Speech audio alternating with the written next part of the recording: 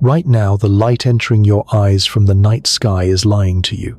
Not metaphorically, not philosophically, literally physically, in a manner so fundamental that it rewires everything you think you understand about the act of looking.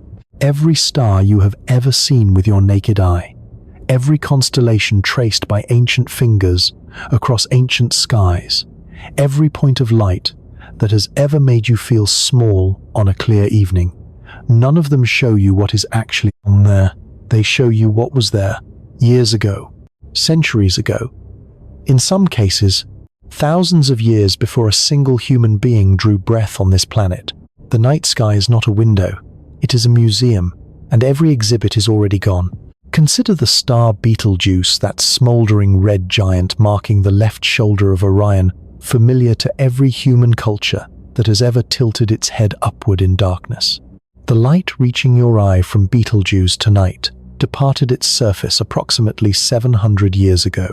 When that light began its journey toward you, the Black Death was tearing through Europe. Dante Alighieri was still alive. The Aztec Empire had not yet been founded. Notre Dame Cathedral was under construction.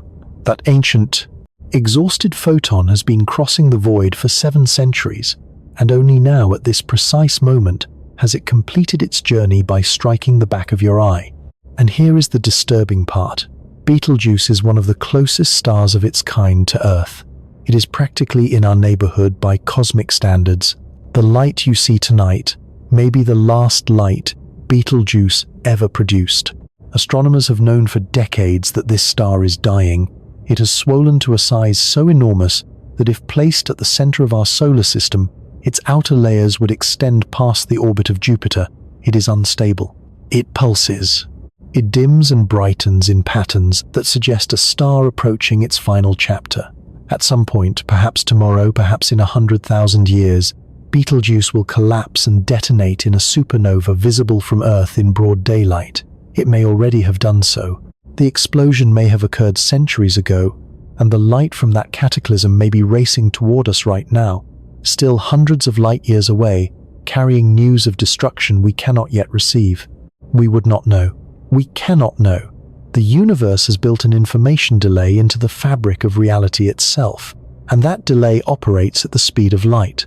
But here is what most people fail to grasp when they hear this for the first time. They hear that starlight is old, and they nod, and they move on, treating this fact as a charming curiosity rather than the devastating truth it actually represents. The age of starlight is not a quirk of astronomy. It is not a limitation of our instruments or our distance from the stars. It is the fundamental operating condition of a universe governed by a finite speed of information. And when you truly absorb what that means, when you allow the full weight of it to settle into your understanding, it transforms not just how you see the night sky, but how you see the concept of reality itself. Because this is not merely about stars. This is about the entire observable universe. Every galaxy captured by the Hubble Space Telescope, every ancient quasar blazing at the edge of the detectable cosmos, every structure, every filament of matter, every void stretching hundreds of millions of light years across the darkness, all of it, every single photon that has ever reached a human eye or a human instrument, represents the past. We do not observe the universe as it is. We observe the universe as it was, across a range of time so vast that the most distant objects we can see existed before our solar system had formed, before Earth existed, before the processes that would eventually produce life had even begun. The observable universe is a 4-dimensional fossil record, and we are archaeologists who can never visit the dig site. If you find yourself drawn into questions like these, if the scale of the cosmos pulls at something deep in your understanding of your own existence, then consider hitting that like button and subscribing. This channel exists for precisely these conversations, and every subscription genuinely helps this work continue. What we are about to explore together will take you to the edge of everything that can be seen, everything that can be known, and beyond, to the strange territory where the universe itself becomes unreachable. Make yourself comfortable. Turn down the lights if you can. Let the darkness around you serve as a reminder of what we are navigating. Let's begin. The speed of light is 186,282 miles per second.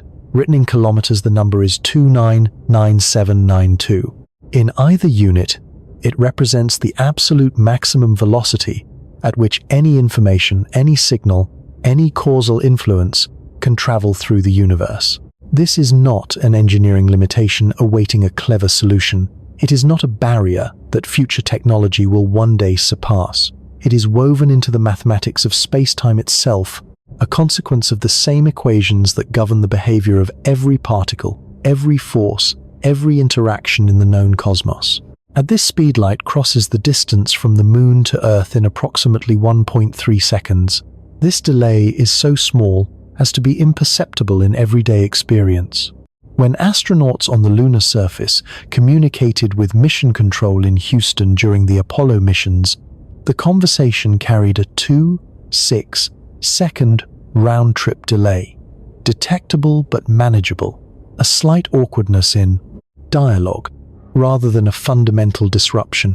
Move further out, and the delays become significant. Sunlight takes approximately 8 minutes and 20 seconds to cross the 93 million miles between the Sun and Earth. This means that if the Sun were somehow extinguished at this precise moment, you would not know for over 8 minutes.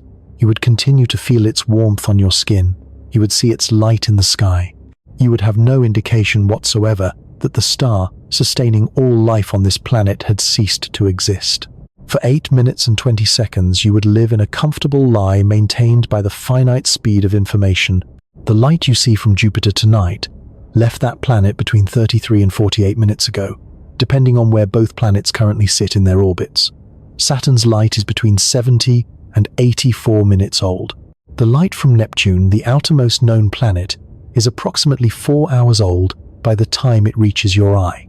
Voyager 1, the most distant human-made object, now sits so far from Earth that radio signals traveling at the speed of light require over 22 hours to make the journey. When mission controllers send a command to Voyager, they must wait nearly 2 days for the round-trip signal. 1 day for their instruction to arrive, 1 day for confirmation to return. These delays are real. They are not approximations or theoretical constructs.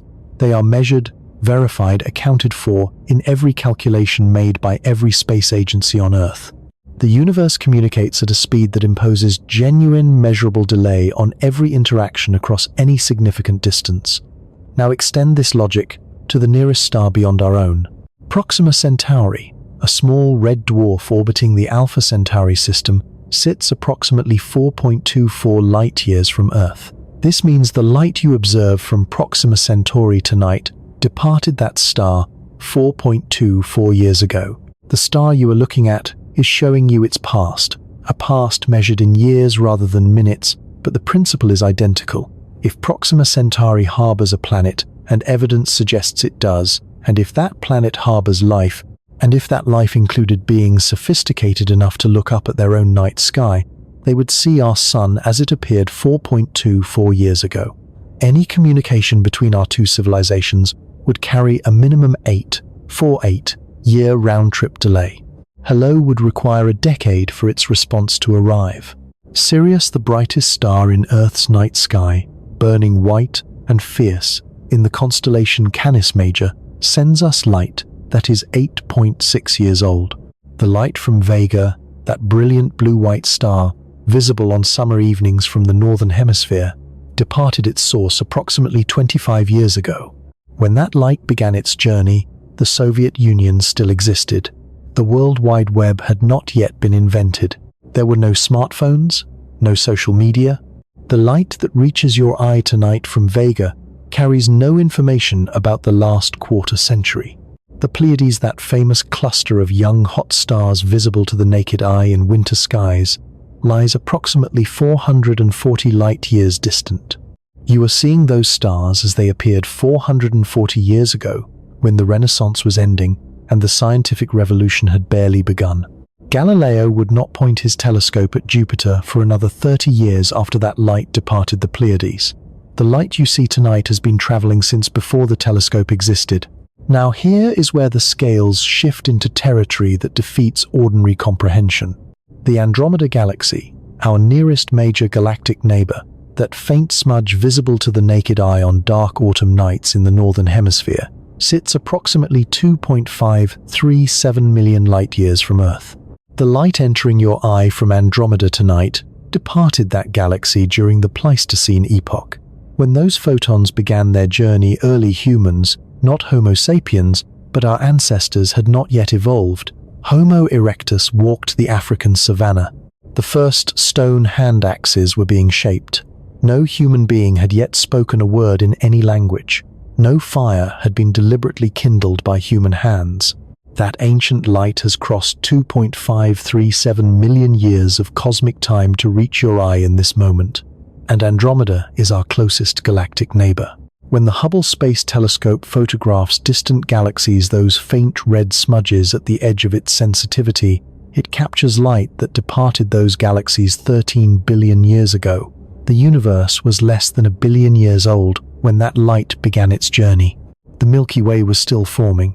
Our solar system would not exist for another 8 billion years.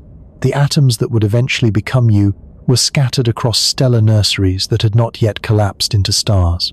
The photons captured by Hubble have been traveling longer than Earth, has existed longer than our Sun, has shined longer than any geological record on any rocky planet in our solar system. This is what you look at when you examine an image from Hubble. You look at the infant universe. You look at a past so remote that language exhausts itself trying to make it feel real. And yet this is only the beginning of the strangeness. Because light travel time is merely the most immediate consequence of a universe governed by a finite speed of information. The deeper implications emerge when you ask a question that astronomers had to confront as their instruments improved and their measurements grew more precise. If light from distant galaxies has been traveling for 13 billion years to reach us, and if the universe is 13.8 billion years old, then those galaxies should be approximately 13 billion light-years away. That seems to follow logically from the mathematics. The observable universe should therefore span approximately 27.6 billion light-years from one edge to another, 13.8 billion light-years in every direction from Earth. But this is not what astronomers measure. When the most precise cosmological surveys calculate the actual size of the observable universe, they arrive at a number that seems to contradict everything we just established. The observable universe does not span 27.6 billion light-years. It spans approximately 93 billion light-years.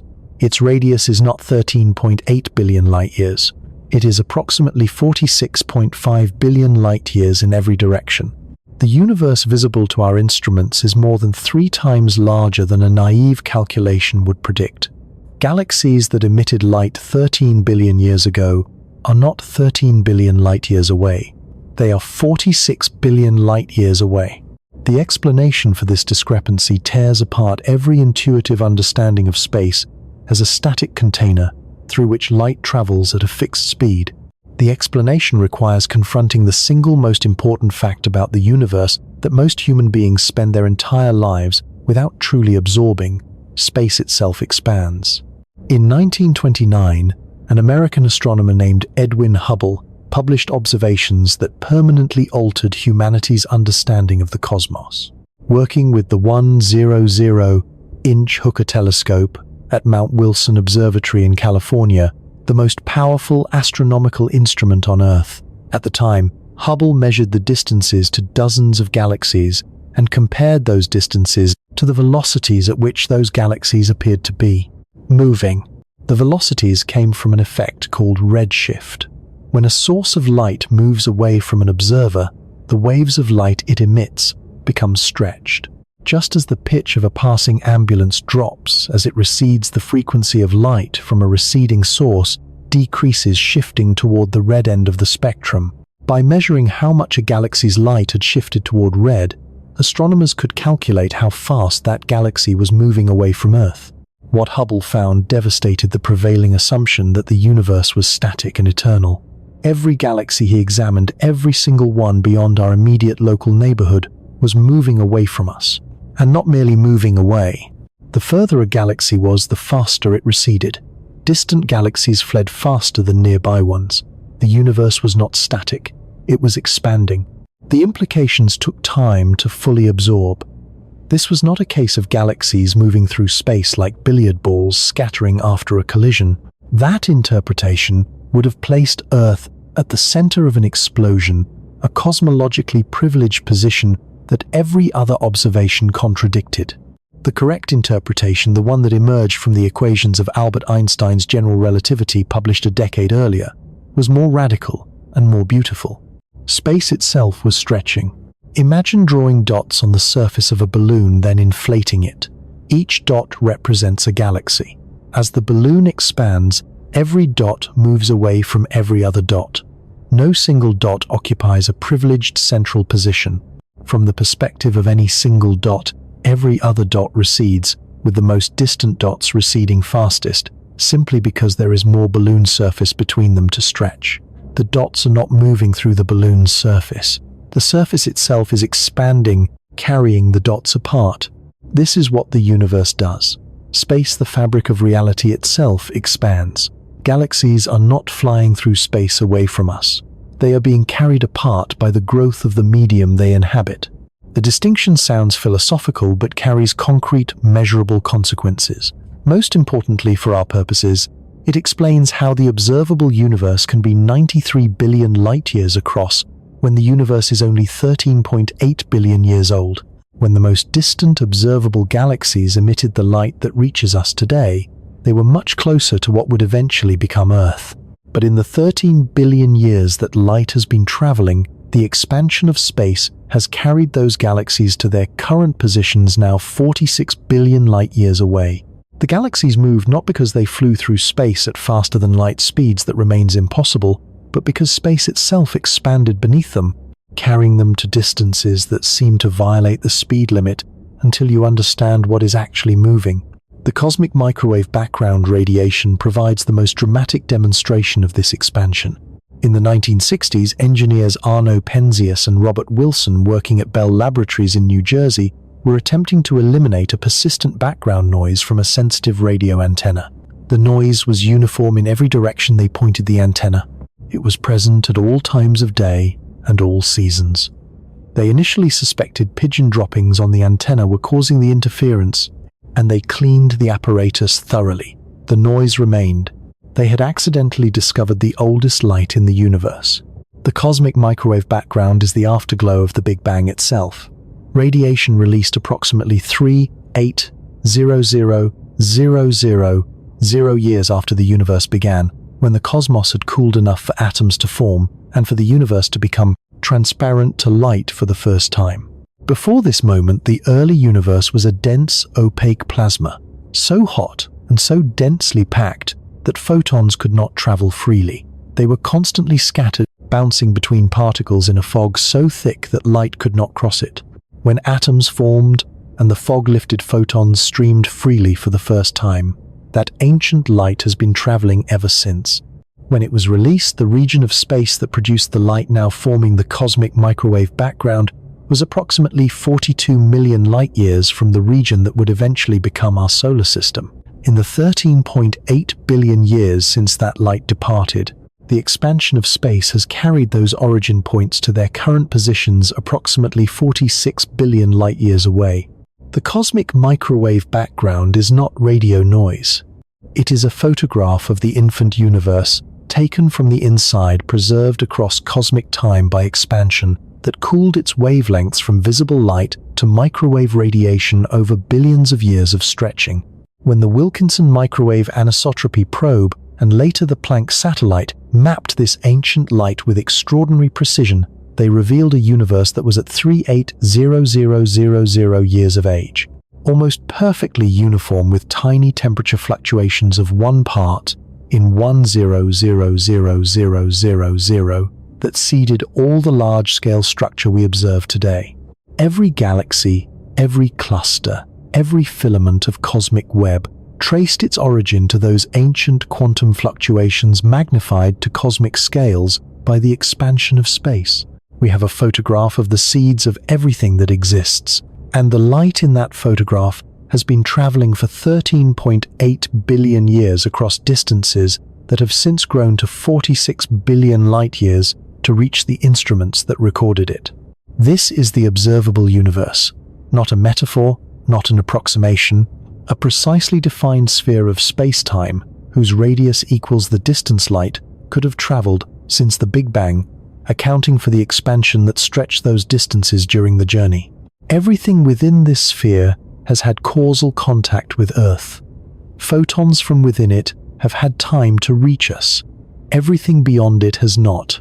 The observable universe stretches 46.5 billion light-years in every direction from where you are sitting. Its total diameter spans approximately 93 billion light-years. And within that sphere, across that almost inconceivable volume of space and time, the universe has assembled something so extraordinary in its complexity and variety that no catalogue has yet done it justice. What comes next will ask you to hold that 93 billion light-year sphere in your mind, and then ask whether even that number is anywhere close to the full story. 1032, Claude responded. Within the sphere of the observable universe, that 93 billion light-year bubble of space-time from which light has had time to reach us, the universe has filled. Within the sphere of the observable universe, that 93 billion light-year bubble of space-time from which light has had time to reach us, the universe has filled the available volume with a density of structure that defeats every intuitive framework a human mind can bring to bear on it. We use the word vast, and we use the word enormous, and we use the word incomprehensible, and all of these words fail. They are sounds we make in the direction of a reality that our cognitive architecture was never built to process. So let us try something different. Let us try to make it physical. Extend your arm in front of you. Look at your thumbnail. The width of that nail, approximately 1.5 centimeters of keratin, subtends a certain angle against the sky when you hold it at arm's length. Now go outside on a clear night and hold that thumbnail up against the darkness. The patch of sky covered by your nail contains, by conservative astronomical estimate, several thousand galaxies, not stars, galaxies.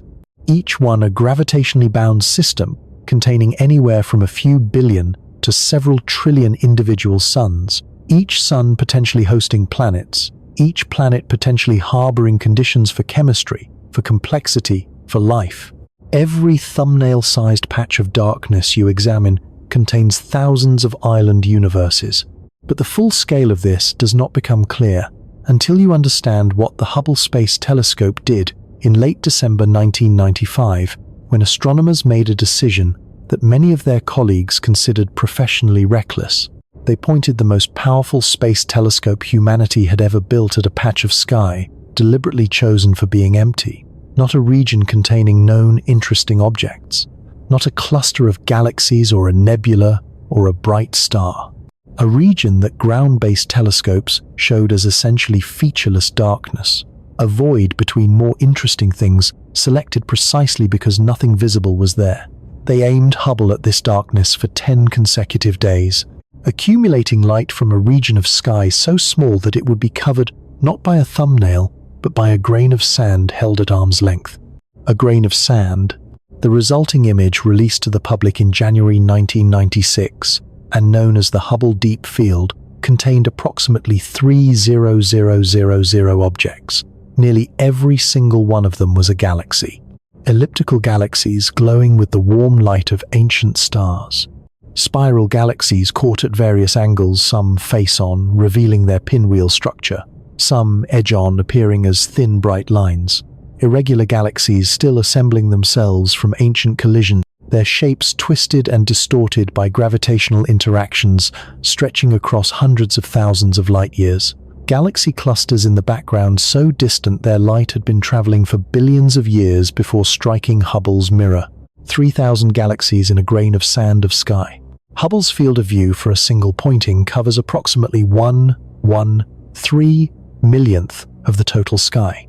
Multiply the galaxy count from the Hubble Deep Field across the entire celestial sphere, accounting for the roughly uniform distribution of galaxies across the observable volume, and you arrive at a number that has become one of the most cited figures in all of popular astronomy. For decades, the standard estimate held that the observable universe contains approximately 100 to 200 billion galaxies. This was the number that appeared in textbooks, in documentary films, in the public imagination. 100 billion galaxies,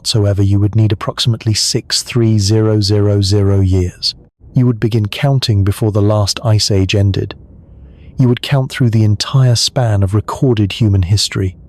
You would count through the rise and fall of every civilization that has ever existed. You would still be counting. Now consider what each of those 2 trillion galaxies actually contains. Our own Milky Way is a moderately large spiral galaxy, estimated to contain between 100 and 400 billion stars. The uncertainty in this number is not a failure of astronomy, but a reflection of how difficult it is to count objects when you are embedded inside the system you are trying to measure, surrounded by clouds of gas and dust that obscure vast regions from observation. Current best estimates settle around 200 to 300 billion stars for the Milky Way. Call it 250 billion as a working approximation. The Andromeda Galaxy, our nearest major neighbor, contains approximately 1 trillion stars. The giant elliptical galaxy, IC 1101, the largest known galaxy, a monstrous structure sitting at the center of the Abell 2029 galaxy cluster, approximately 1 billion light-years from Earth, contains an estimated 100 trillion stars. 100 trillion in a single galaxy. Its diameter stretches approximately 6 million light-years, 60 times the diameter of the Milky Way. If IC 1101 occupied the position of our galaxy, its outer edges would extend to a point halfway to the Virgo cluster, swallowing thousands of other galaxies that currently exist as separate systems. Averaging across the full range of galaxy sizes, from dwarf galaxies containing mere billions of stars to giants like IC 1101, a reasonable mean figure might be around 100 billion stars per galaxy. Multiply that by 2 trillion galaxies. The observable universe contains approximately 200 sextillion stars. That is a 2 followed by 23 zeros. Written out completely, 2,000,000,000,000,000,000,000,000,000,000,000,000,000,000,000,000 individual suns. The number exceeds the total count of grains of sand on every beach and desert on Earth by a factor of roughly 10,000. If every grain of sand on our planet represented a star, you would need 10,000 Earths worth of sand to represent the stellar population of the observable universe. And here is the detail that transforms this number from a statistical curiosity into something genuinely haunting. Around an estimated 1 in 5 sun-like stars, and sun-like stars are not rare planets, orbit within the so-called habitable zone, the range of distances where liquid water can exist on a planetary surface. The Kepler Space Telescope, which spent 9 years staring at a patch of the Milky Way and cataloging the tiny brightness dips caused by planets crossing in front of their host stars, confirmed that planetary systems are not the exception, but the rule. Rocky planets, as common as stellar light, liquid water distributed across the galaxy with staggering generosity. Scale those statistics to 2 trillion galaxies, and the conclusion becomes almost too large to hold in the mind. The observable universe likely contains more potentially habitable worlds than there are atoms in a human body. This is not exaggeration. The numbers calculated honestly and conservatively produce this result. Every grain of sand on Earth represents 10,000 stars. Most of those stars host planets. Many of those planets sit in habitable zones where water flows. The observable universe in terms of the raw material for life is almost offensively abundant, and yet we have found life in exactly one place. 1. This tension between the universe's apparent generosity with habitable real estate and the deafening silence from every corner of it sits at the heart of one of the deepest unsolved problems in all of science. But that silence is not our subject tonight.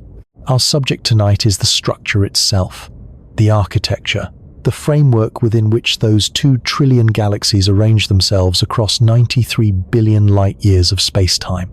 Because galaxies, for all their individual grandeur, do not scatter randomly through the observable universe like raisins dropped carelessly into dough. They organize, they cluster, they form structures at scales so large that the galaxies themselves become mere particles, dots in a web of matter, and void that operates on dimensions requiring entirely new vocabulary to describe. A galaxy cluster is a gravitationally bound collection of galaxies anywhere from a few dozen members to several thousand, held together by mutual gravitational attraction and embedded in vast clouds of superheated gas.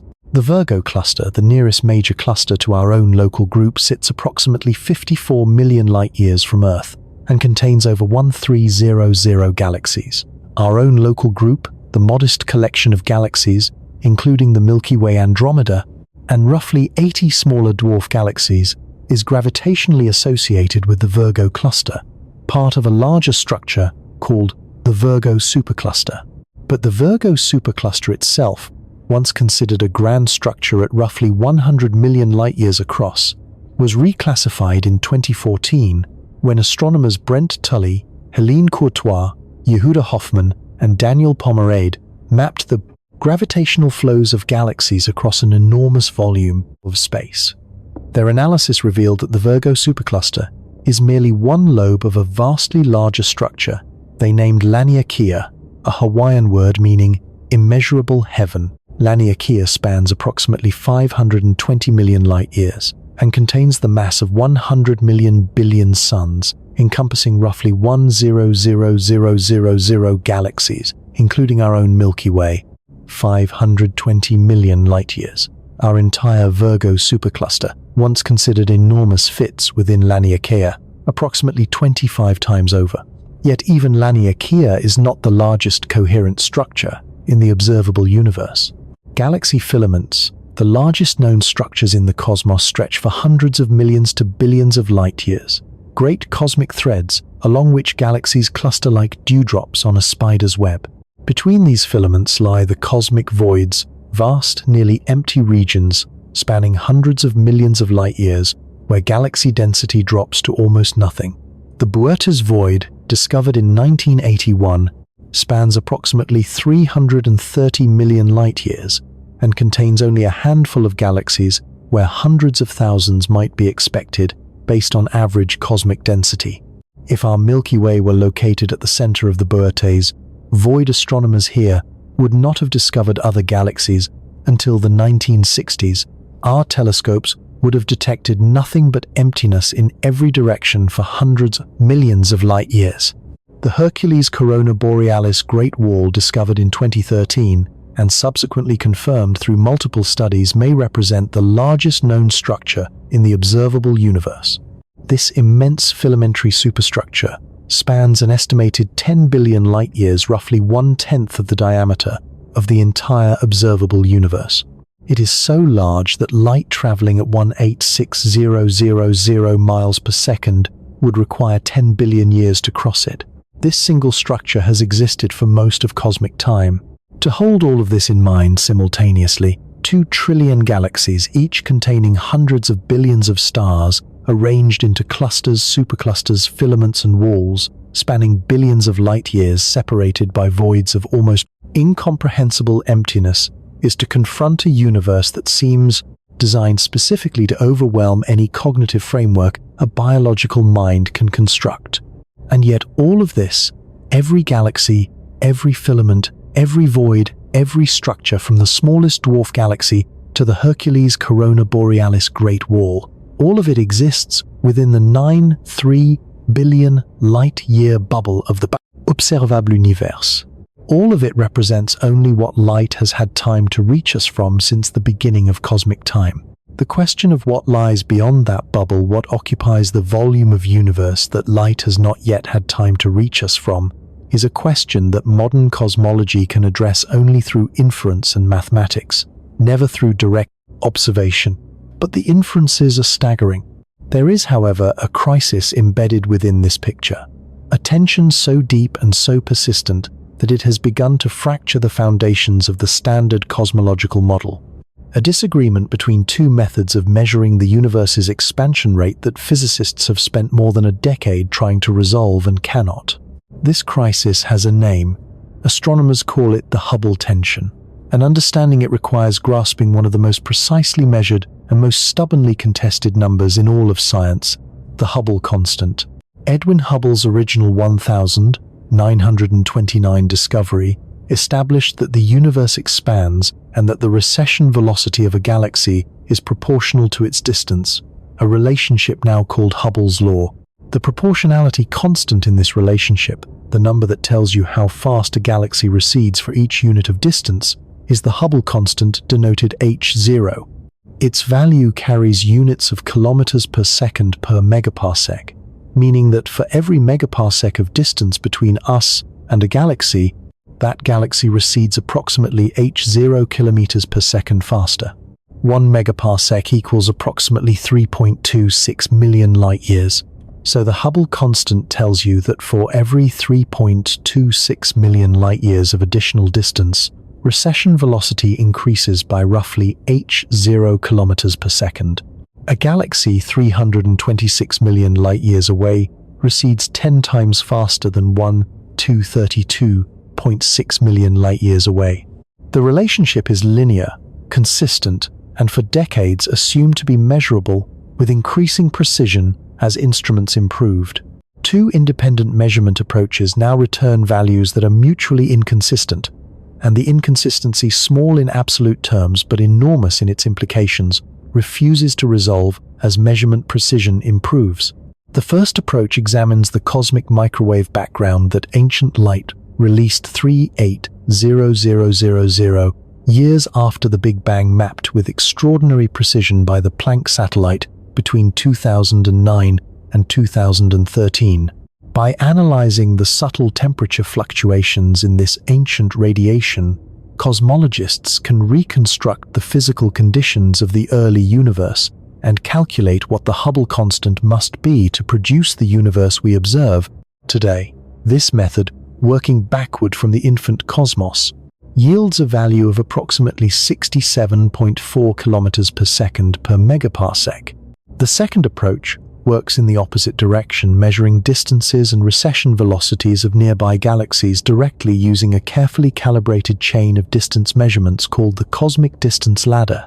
This ladder begins with parallax measurements of nearby stars, uses those calibrations to characterize pulsating stars called Cepheid variables, whose luminosity varies with a known period, and employs those Cepheids to calibrate the brightness of Type Ia supernovae, stellar explosions of such consistent luminosity that they function as cosmic standard candles visible across billions of light-years.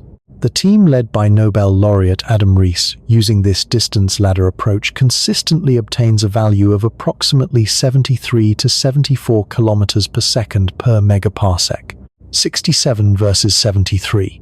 The difference appears modest, less than 10%. But in the language of physics, where measurements carry precisely quantified uncertainties, this discrepancy has grown to a statistical significance exceeding 5 sigma. In particle physics, 5 sigma is the threshold for claiming a discovery. The Hubble tension is not a measurement error. It is not a calibration problem that better instruments will dissolve. It has persisted and grown more significant as measurements have improved. Something is wrong with our understanding of the universe. Either the standard cosmological model, which has successfully explained almost every observation made over the past 3 decades, contains a fundamental flaw, Or one of the measurement methods carries an unidentified systematic error that no one has yet found despite years of searching. Or the universe behaves differently in its early epochs than in its late epochs, in a way that current theory does not account for. Each possibility, if confirmed, would require rewriting fundamental aspects of cosmology. Some theorists have proposed that dark energy, the mysterious component driving cosmic acceleration, is not constant over cosmic time, but varies, behaving differently in the early universe than today. Others suggest the existence of additional particle species beyond those in the standard model of particle physics species that influence the early universe's expansion rate in ways that current models overlook. Still, others propose more exotic modifications to general relativity itself, the theory of gravity that underlies all of modern cosmology. None of these proposals has yet achieved consensus. The tension remains unresolved, and in that unresolved tension lies one of the most honest portraits of science, as it actually operates not as a completed edifice of settled knowledge, but as a living enterprise, perpetually confronting the boundaries of its own understanding. The observable universe, mapped with extraordinary precision across 93 billion light-years, across 2 trillion galaxies, across 200 sextillion stars, remains a structure we do not fully understand. We know its dimensions, we know its contents, we know how it evolved from an almost perfectly uniform infant state to the intricate cosmic web visible today, and we do not agree on the rate at which it is currently expanding. The universe is simultaneously the most precisely studied object in all of science, and a source of deepening mystery with every improvement in our instruments. What lies beyond its edge, beyond the 46.5 billion light-year radius that marks the limit of what light has had time to show us, is a question that leads somewhere far stranger than anything contained within the observable sphere. Because the universe did not begin quietly. It began in a moment of such violent and rapid expansion that the region we can observe may be an almost vanishingly small fraction of everything that exists. And understanding that beginning requires confronting a force that made the observable universe possible and then left a consequence so profound that it is right now erasing the very cosmic history we are attempting to read. 1034, Claude responded. In 1998, 2 teams of astronomers were racing to answer what seemed like a straightforward question about the fate of the universe. In 1998, 2 teams of astronomers were racing to answer what seemed like a straightforward question about the fate of the universe. They were not rivals in any hostile sense. They were colleagues pursuing the same measurement through slightly different methods, both groups spending years collecting data on a specific type of stellar explosion called a Type Ia supernova. These explosions, as established in the previous chapter, function as cosmic standard candles.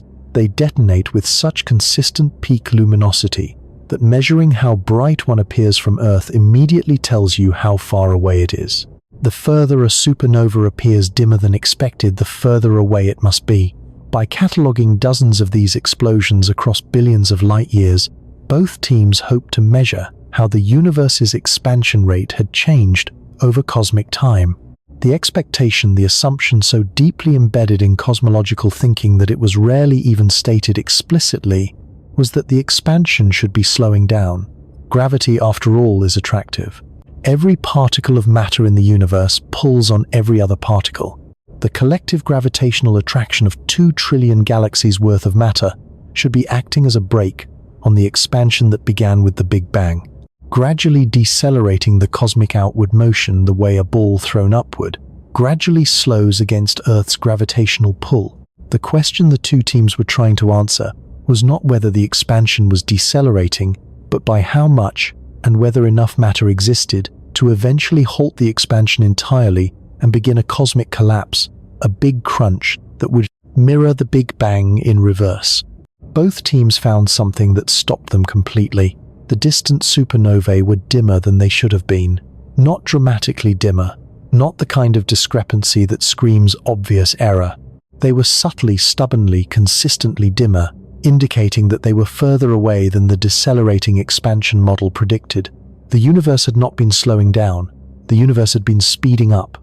The expansion of the universe is accelerating. Saul Perlmutter leading the Supernova Cosmology Project, and Brian Schmidt and Adam Rees leading the High-Z Supernova Search Team, arrived at this conclusion independently through different methodologies with different instruments, examining different supernovae. The agreement between their results eliminated any reasonable possibility of systematic error. In 2011, all three received the Nobel Prize in Physics for a discovery that permanently altered our understanding of cosmic fate and introduced into the vocabulary of physics a term for something that remains to this day almost entirely unknown: dark energy. The name is an admission of ignorance dressed in confident terminology. We call it dark, not because it absorbs light in the way that dark matter does, but because it is invisible, undetectable by any instrument, leaving no signature in any wavelength of electromagnetic radiation. We call it energy because the equations of general relativity require some form of energy density permeating empty space to produce the observed acceleration. Beyond these two facts, that it exists and that it accelerates cosmic expansion, almost nothing about dark energy is understood. Current cosmological measurements, synthesized from supernova surveys, cosmic microwave background analysis, and galaxy clustering studies, indicate that dark energy constitutes approximately 68% of the total energy content of the Observable universe. Dark matter, that other mysterious component, whose gravitational effects are plainly visible in galaxy rotation curves and gravitational lensing, but whose particle nature remains unknown, accounts for approximately 27%. Ordinary matter, the atom, molecules and particles described by the standard model of physics, the substance composing every star, every planet, every living cell, every instrument ever built by human hands, all of it together accounts for approximately 5% of the universe's total energy content. 5%. Everything we have ever directly observed, measured, touched, or understood represents 5% of what exists. The universe is by an overwhelming margin made of things we cannot see and do not understand. The cosmos we have spent centuries mapping with increasing precision is a thin, luminous skin on an ocean of the unknown. Dark energy's most important property, the one that transforms from an abstract cosmological parameter into something with immediate, profound consequences for the story of the observable universe, is its behavior as space expands. Unlike matter, whose density decreases as the universe grows larger because the same amount of matter occupies a larger volume, dark energy maintains a constant density as space expands, or possibly it increases. Current measurements cannot distinguish between these possibilities with sufficient precision. What is certain is that dark energy does not dilute the way matter does. This means that as the universe grows larger, the ratio of dark energy to matter increases. Dark energy becomes progressively more dominant over time, and since dark energy drives acceleration, an increasingly dark energy-dominated universe expands with increasing ferocity. The acceleration compounds, the expansion rate climbs. The universe does not merely continue expanding, it expands faster and faster and faster, with no mechanism in current physics to arrest or reverse this process. The consequences of this acceleration reach directly into what we can see, what we can reach, and what will forever remain beyond any possible contact with Earth or anything descended from it. To understand these consequences, you need to hold in mind two distinct boundaries that acceleration creates around us. The first is the Hubble sphere, sometimes called the Hubble radius or the Hubble horizon. This boundary marks the distance at which the recession velocity of space equals the speed of light. Objects at this distance, currently approximately 14 billion light-years from Earth, recede from us at exactly 2.99792 kilometers per second. Light emitted from a source at the Hubble radius struggles to make progress toward us for every meter. The light travels in our direction. The expansion of space carries the source another meter away, leaving the gap between us and the light source unchanged. But the Hubble radius is not an impenetrable barrier for light already traveling toward us. A photon emitted from beyond the Hubble sphere can still reach Earth, provided it was emitted at a time when the universe was expanding more slowly, when the photon's starting position was within the Hubble radius. even if the source has since been carried beyond it. This is why we can observe galaxies that are today receding faster than light. Their ancient light departed when those galaxies were closer, before cosmic acceleration had pushed them to their current extreme recession velocities. The second boundary is more absolute. The cosmological event horizon defines the maximum distance from which any signal emitted today could ever reach us, given infinite time and the continuation of dark energy-driven acceleration. This boundary currently sits approximately 16 to 17 billion light-years from Earth. Beyond this distance, the recession velocity of space so thoroughly overwhelms the speed of light that no photon, no signal, no influence of any kind emitted today could ever bridge the gap.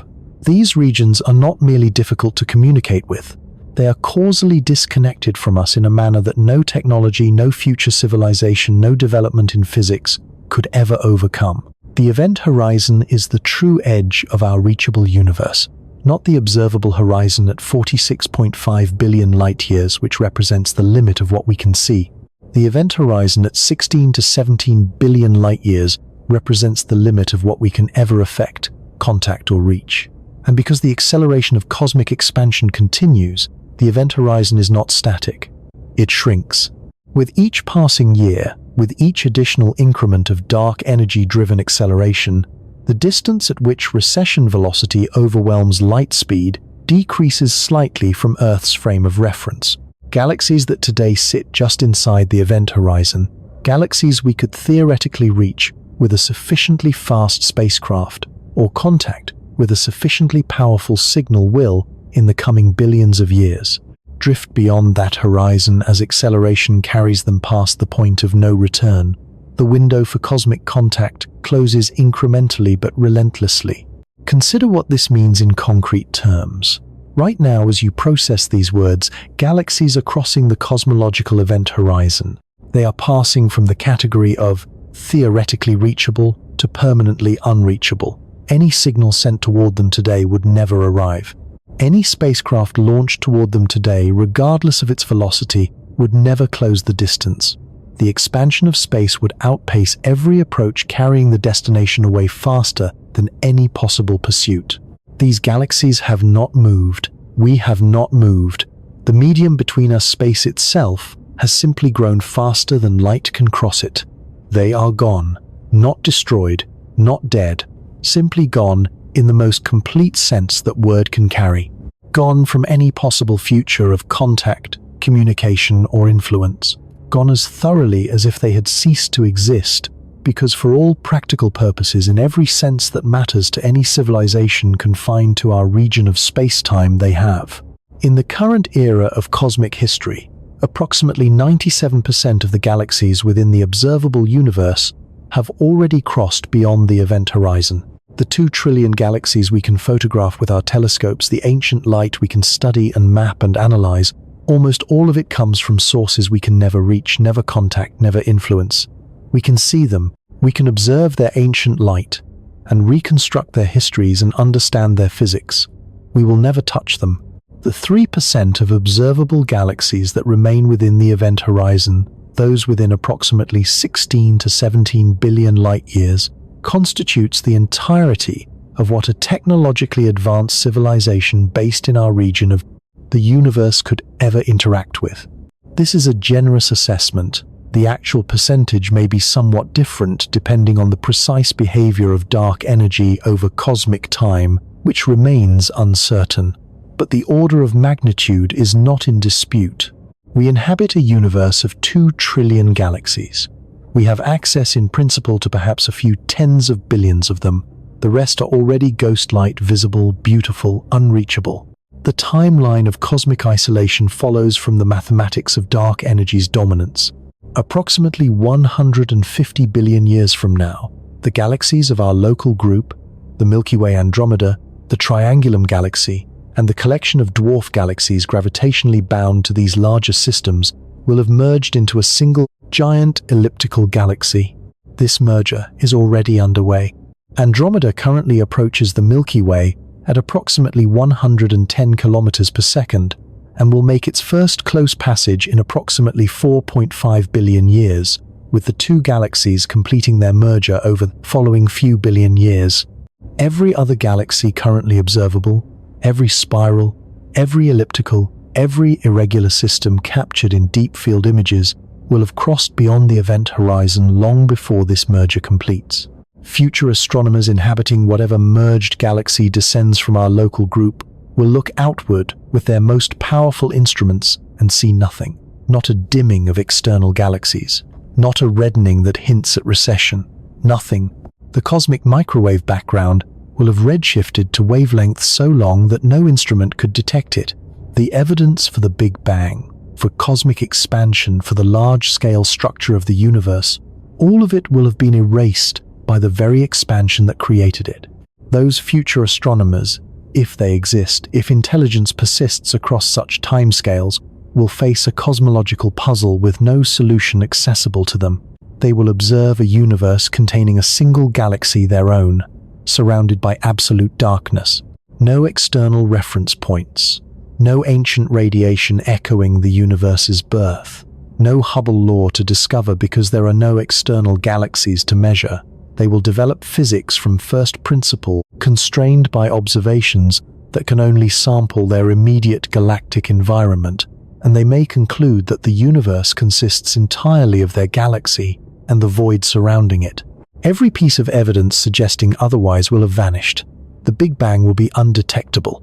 Cosmic inflation will be undetectable. The large-scale structure that defines our current understanding of cosmology will be undetectable. These future beings may be as intelligent as us, as curious as us, as capable of profound scientific inquiry as any civilization that has ever existed, and they will be permanently, irrecoverably ignorant of the true nature of the universe they inhabit, because the evidence has been carried beyond any possible observation. We are in this sense extraordinarily fortunate to exist now. We live in what cosmologists sometimes call the cosmic sweet spot, a brief window in the universe's history, when the large-scale structure is mature enough to be rich and complex, when galaxies have had time to form stars and planets and potentially life. But before the acceleration of dark energy has erased the observational evidence of everything that came before. We can still see the cosmic microwave background. We can still observe distant galaxies receding in accordance with Hubble's law. We can still measure the geometry of space-time and reconstruct the universe's history from the Big Bang to the present. In cosmic terms, this window is not open for long. The universe is 13.8 billion years old. Dark energy has dominated its energy budget for only the last few billion years. The acceleration that will eventually isolate our local group from all external contact is a relatively recent development in cosmic history. We find ourselves at the moment when the universe is still readable, still interpretable, still revealing its true scale and structure through the ancient light that reaches our instruments. This timing is not obviously accidental. The existence of observers capable of appreciating the universe's structure requires the prior formation of stars, planets, complex chemistry, and biological evolution. These processes require billions of years. An observer arising earlier would inhabit a universe too young and too simple to comprehend. An observer arising much later would inhabit a universe already falling into cosmic isolation, the evidence of its grandeur erased. The window during which intelligent observers could exist and also observe the full complexity of cosmic structure is not infinitely long. We are in it now. But the isolation imposed by dark energy and the event horizon is only the beginning of what lies beyond the observable universe's edge, because the observable universe, for all its staggering scale, may be an almost negligible fraction of everything that exists.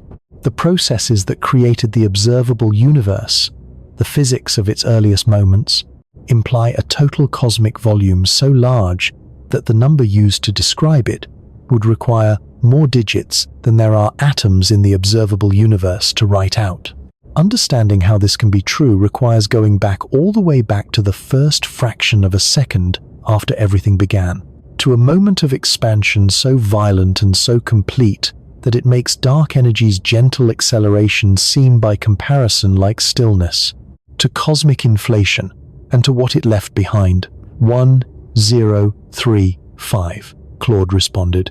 In the first fraction of a second after the Big Bang, something happened that makes every other event in cosmic history seem modest by comparison. In the first fraction of a second after the Big Bang, something happened that makes every other event in cosmic history seem modest by comparison. Not the formation of the first stars, which required hundreds of millions of years. Not the assembly of the first galaxies, which took billions. Not the slow gravitational collapse of gas clouds into solar systems, or the emergence of complex chemistry on rocky planets, or the improbable sequence of molecular events that produced self-replicating life. All of these processes, as extraordinary as they are, unfolded across timescales measured in millions or billions of years, operating through mechanisms that physics can describe with some confidence. What happened in the universe's first moments operated on a timescale so brief that giving it a number requires scientific notation, and even then the number defeats comprehension. It operated through mechanisms that remain partially understood at best, and that produced consequences so extreme that the observable universe, all 93 billion light-years of it all, 2 trillion galaxies, all 200 sextillion stars, represents, if current theoretical models are correct, an almost inconceivably tiny fragment of what that initial event created. The process is called cosmic inflation, and understanding it requires first understanding the problem it was invented to solve. By the late 1970s, the Big Bang theory had achieved remarkable success in explaining the large-scale properties of the observable universe. The expansion of space, confirmed by Hubble's observations, flowed naturally from Einstein's equations of general relativity. The cosmic microwave background discovered accidentally by Penzias and Wilson in 1965 matched the predictions of Big Bang nucleosynthesis with extraordinary precision. The relative abundances of hydrogen, helium, and lithium produced in the universe's first minutes agreed with theoretical calculations to within a few percent. The Big Bang was not merely a hypothesis, but a framework confirmed by multiple independent lines of evidence. Yet 3 deep problems refused to resolve within the standard Big Bang framework. They were not observational discrepancies, the data fit the model. They were theoretical puzzles, questions about why the universe had the specific properties it possessed, rather than the vastly larger range of properties it might have had. The first problem was the horizon problem. The cosmic microwave background is extraordinarily uniform across the entire sky. Its temperature varies by less than 1 part in 100 inches every direction we examine. This uniformity would be unremarkable if the regions producing that radiation had been in causal contact, if they had been close enough together to exchange energy and reach thermal equilibrium before releasing the light we now observe. But they were not. In the standard Big Bang model without inflation, regions of the sky separated by more than a few degrees should never have been in causal contact at the time the cosmic microwave background was released. The universe was expanding too fast for light to have connected them, yet they are at the same temperature to extraordinary precision. How can regions that never communicated have agreed so completely on their temperature? The second problem was the flatness problem. The geometry of space, whether it curves like the surface of a sphere, curves in the opposite sense, like a saddle, or lies perfectly flat, like an infinite plane, is determined by the total energy density of the universe relative to a critical value. If the energy density exactly equals this critical value, space is flat. Above it, space curves positively and is finite. Below it, space curves negatively and is infinite in a different sense. Measurements of the observable universe reveal a geometry extraordinarily close to flat, within 1% of the critical density. This is suspicious because flatness is an unstable condition in standard Big Bang cosmology. A universe beginning with energy density slightly above or below the critical value would over billions of years diverge rapidly from flatness, becoming dramatically curved in one direction or the other. For the universe to be as close to flat as we observe today, its initial energy density must have been tuned to the critical value with a precision of approximately 1 part in 10 to the 60th power, 1 followed by 60 zeros. This is not impossible, but it demands an explanation. Why should the universe's initial conditions be fine-tuned to this extraordinary degree? The third problem involved magnetic monopoles and other exotic particles predicted by grand unified theories of particle key physics theories that attempt to unify the strong, weak, and electromagnetic forces into a single framework. These theories predict that the extreme energies of the early universe should have produced enormous quantities of magnetic monopoles, particles carrying a single magnetic pole rather than the north-south pairs that all observed magnets possess. Yet, despite extensive searches, no magnetic monopole has ever been detected. The universe contains essentially none of the particles that high-energy physics strongly predicts should have been produced in enormous abundance during the Big Bang. In 1980, a young physicist named Alan Guth, working at the Stanford Linear Accelerator Center, proposed a solution so elegant in its structure and so extreme in its implications that it initially seemed almost too dramatic to take seriously. Guth suggested that in the universe's earliest moments, beginning perhaps 10 to the negative 36th seconds after the Big Bang, and ending by approximately 10 to the negative 32nd seconds, the universe underwent a period of exponential expansion driven by a form of energy associated with a quantum field that briefly dominated the universe's energy budget. The duration of this inflationary period spans an interval of time so brief that no human analogy can make it feel real, 10 to the negative 36th seconds. To appreciate this number, consider that a single second contains 1,000,000 milliseconds. Each millisecond contient 1000 microseconds. Each microseconde contient 1000 nanoseconds. Each nanosecond contient 1000 picoseconds. Each picosecond contient 1000 femtoseconds.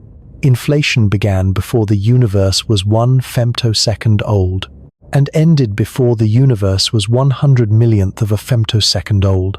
This interval is to 1 second, as 1 second is to approximately 3 billion times the current age of the universe. In this unmeasurably brief moment, space expanded exponentially, not linearly as it has expanded for most of cosmic history, adding fixed increments of size per unit time, exponentially doubling in size, then doubling again in a cascade of growth so violent that the mathematics produces numbers that require their own exponential notation to express. The standard inflationary models suggest that the observable universe originated in a region of space approximately 10 to the negative 26th meters across smaller than a proton by many orders of magnitude, a region so small that it fits within a single subatomic particle. During inflation, this region expanded by a factor of at least 10 to the 26th power, and possibly far, far more depending on which inflationary model correctly describes the physics. Some models produce expansion factors of 10 to the 50th, or 10 to the 100th, or numbers so large that writing them out would require more digits than the observable universe contains atoms. To make this concrete, consider a single hydrogen atom. Its nucleus, a single proton, has a diameter of approximately 10 to the negative 15th meters. The pre-inflationary region that became the observable universe was smaller than this proton, perhaps 10 to the negative 26th meters, roughly 100 billion times smaller than a proton's nucleus. During inflation, this region expanded to a size exceeding the current observable universe, a diameter of approximately 8.8 times 10 to the 26th meters. Something smaller than a proton became something larger than everything we can observe, in a time interval so brief it makes a nanosecond seem geological. This inflation resolved all three problems simultaneously, with a single mechanism, which is part of why physicists find it so compelling despite the difficulty of testing it directly. The horizon problem dissolves because all regions of the observable universe originated within a single pre-inflationary patch small enough for causal contact. The entire visible cosmos descended from a region where thermal equilibrium could be established before inflation stretched it to its current scale. Of course, the cosmic microwave background is uniform in every direction. All those regions shared a common ancestor small enough to communicate. The flatness problem dissolves because exponential expansion drives any initially curved geometry toward flatness, regardless of starting conditions. Imagine the surface of a balloon drawn with complex curved patterns.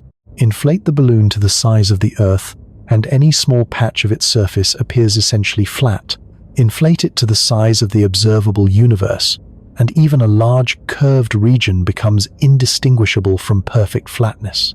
Inflation stretched whatever initial curvature existed so thoroughly that it left no detectable signature. The monopole problem dissolves because inflation dilutes any pre-inflationary particle population to negligible density. Whatever exotic particles grand unified theories predict were produced before inflation, that population was spread across a volume so enormous that finding one today would be like finding a specific grain of sand somewhere in the Pacific Ocean. But inflation's most profound consequence, the one that transforms our understanding of the universe's true scale, is not what it resolves, but what it implies.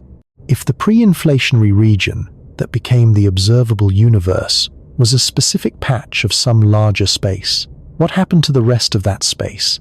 What occurred in the regions that did not become our observable universe? In Guth's original model, and in the more sophisticated inflationary theories developed by André Linde, Paul Steinhardt, Andreas Albrecht, and others, throughout the 1980s, inflation does not end simultaneously everywhere. The quantum field driving inflation fluctuates randomly, as all quantum fields do. In some regions, the field decays, inflation ends, and a hot, dense plasma, the starting conditions for a standard Big Bang universe, fills the space. In other regions, the field continues driving inflation, producing further exponential expansion. The regions where inflation continues grow exponentially faster than the regions where it has stopped. No matter how many domains of stopped inflation exist, no matter how many universes like ours have formed, the still inflating regions always dominate the total volume. Inflation, once started under these conditions, never globally stops. It produces an infinite fractal structure of inflating space dotted with bubble universes, where inflation has locally ended, each bubble potentially evolving into something like our observable universe.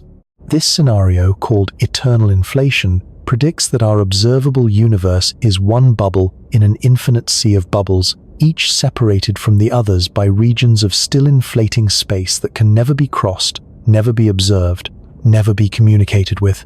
The other bubbles, if they exist, are not merely far away. They are causally disconnected from us in an absolute sense. No signal from any source in any bubble universe could ever reach any other bubble, because the inflating space between them expands faster than light can cross it. The total volume of space produced by eternal inflation, if the theoretical framework is correct, is not merely large. It is infinite in a very specific mathematical sense. Not infinite because we cannot measure its edges, but infinite because the process that generates it never terminates, perpetually producing new volume and new bubble universes without int. Against this backdrop, the observable universe, that 9.3 billion light-year sphere containing 2 trillion galaxies, becomes something almost inconceivably small. Our entire observable universe occupies a volume within a single bubble universe, which itself represents one domain among an infinite population of domains embedded in an eternally inflating superstructure. The fraction of total cosmic volume encompassed by everything we have ever observed or could ever observe is not a small number. It is in any meaningful mathematical sense zero. The observational evidence for inflation is not direct. The inflationary epoch itself lies beyond the reach of any current or foreseeable instrument, hidden behind the opacity of the pre-recombination plasma that blocked light until 380000 years after the Big Bang. But the predictions that inflation makes about the observable universe match what we see with striking precision. The nearly perfect flatness of cosmic geometry, confirmed by measurements of the cosmic microwave background, is a natural prediction of inflation. The nearly scale-invariant spectrum of primordial density fluctuations seen in the microwave background, the specific pattern of temperature variations that seeded all subsequent structure formation, matches the mathematical signature of quantum fluctuations stretched to cosmic scales by inflationary expansion. These fluctuations, originally smaller than an atomic nucleus, were amplified by inflation into the seeds of every galaxy, every cluster, every filament in the cosmic web we observe today. The large-scale structure of the universe, The intricate pattern of filaments and voids mapped by surveys like the Sloan Digital Sky Survey, stretching across hundreds of millions of light years, traces directly back to quantum mechanical noise in the pre-inflationary era, frozen into the fabric of space-time by the violent expansion, and then magnified across billions of years of gravitational evolution into the cosmic architecture we inhabit. You are reading these words on a planet that exists because a quantum fluctuation occurred in a region smaller than a proton in a fraction of a second. So brief it predates any meaningful concept of duration, and that fluctuation was stretched by inflation to a scale that eventually allowed gravity to assemble gas into a star. That star to forge the elements comprising a rocky planet, and that planet to develop the chemistry that produced you.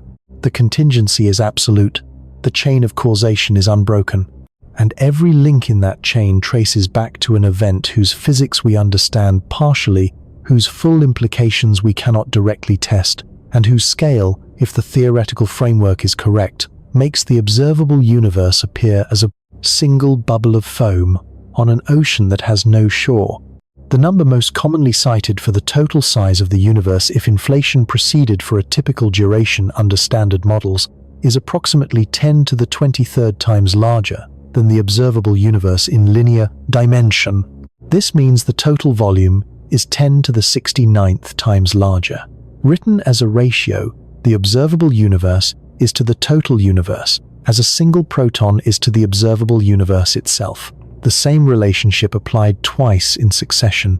Some models predict far larger ratios. In eternal inflation frameworks, the comparison becomes meaningless because the total volume is not finite. The observable universe in this context is not a small fraction of the whole. It is, in the language of mathematics, a set of measures zero within an infinite space present real and containing everything we will ever know, but representing no fraction whatsoever of the total. Hold that for a moment. Everything you have ever known, every person, every city, every mountain range and ocean, every star you have seen from a dark field at midnight, every galaxy captured by Hubble, every ancient photon mapped by the Planck satellite, 2 trillion galaxies, 200 sextillion stars, 93 billion light-years of space-time, filled with complexity and structure and potential. The entire observable universe, with all its overwhelming scale, is to the full cosmic reality as a single proton is to the observable universe. And the full cosmic reality in eternal inflation models extends beyond that comparison into territory where comparisons lose their meaning entirely. This is not philosophy. This is not speculation in the dismissive sense of the word. Eternal inflation is a mathematical consequence of inflationary models that successfully predict observable properties of our universe. The scenario is scientifically motivated, theoretically coherent, and consistent with every measurement we have made. It is also perhaps permanently untestable in its full implications. The other bubble universes, if they exist, are causally disconnected from us in a manner that no instrument could ever bridge.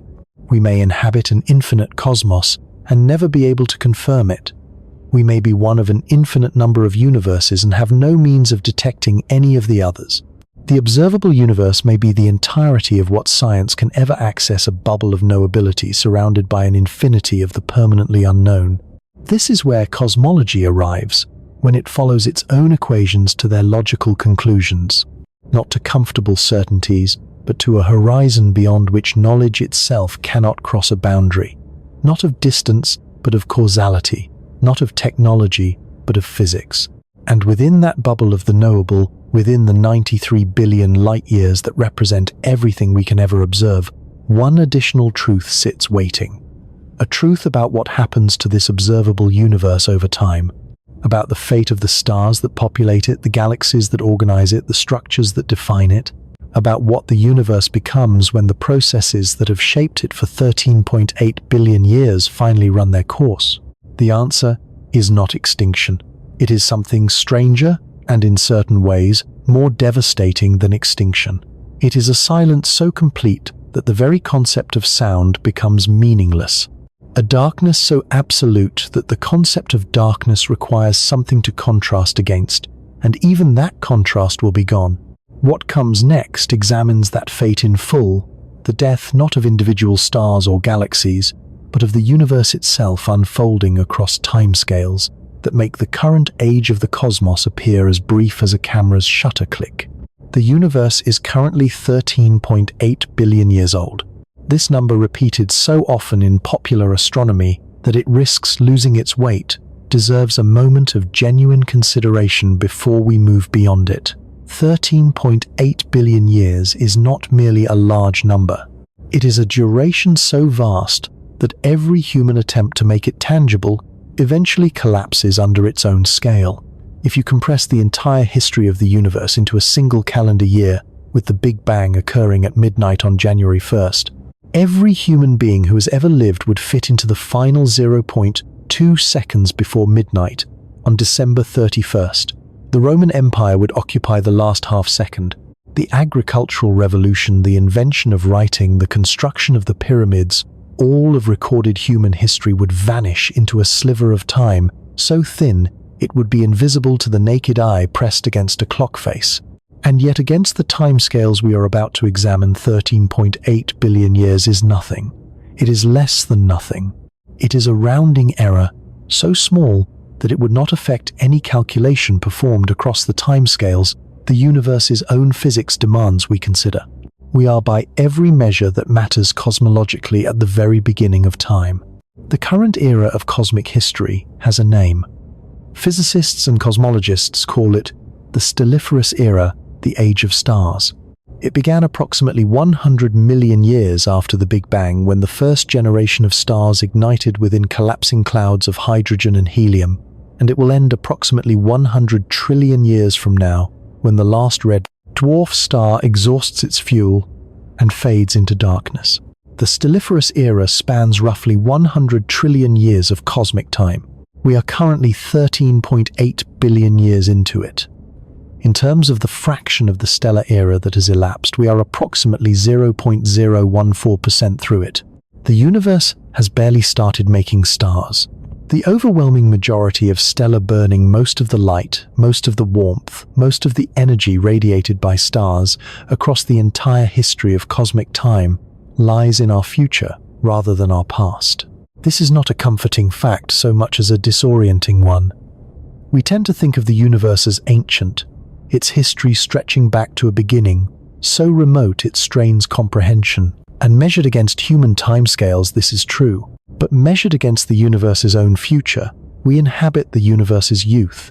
The galaxies we observe are young, the stars burning in them are young, the processes generating light and warmth, and the energy budgets that make planetary environments possible are by the standard of what the universe will eventually do with time barely underway.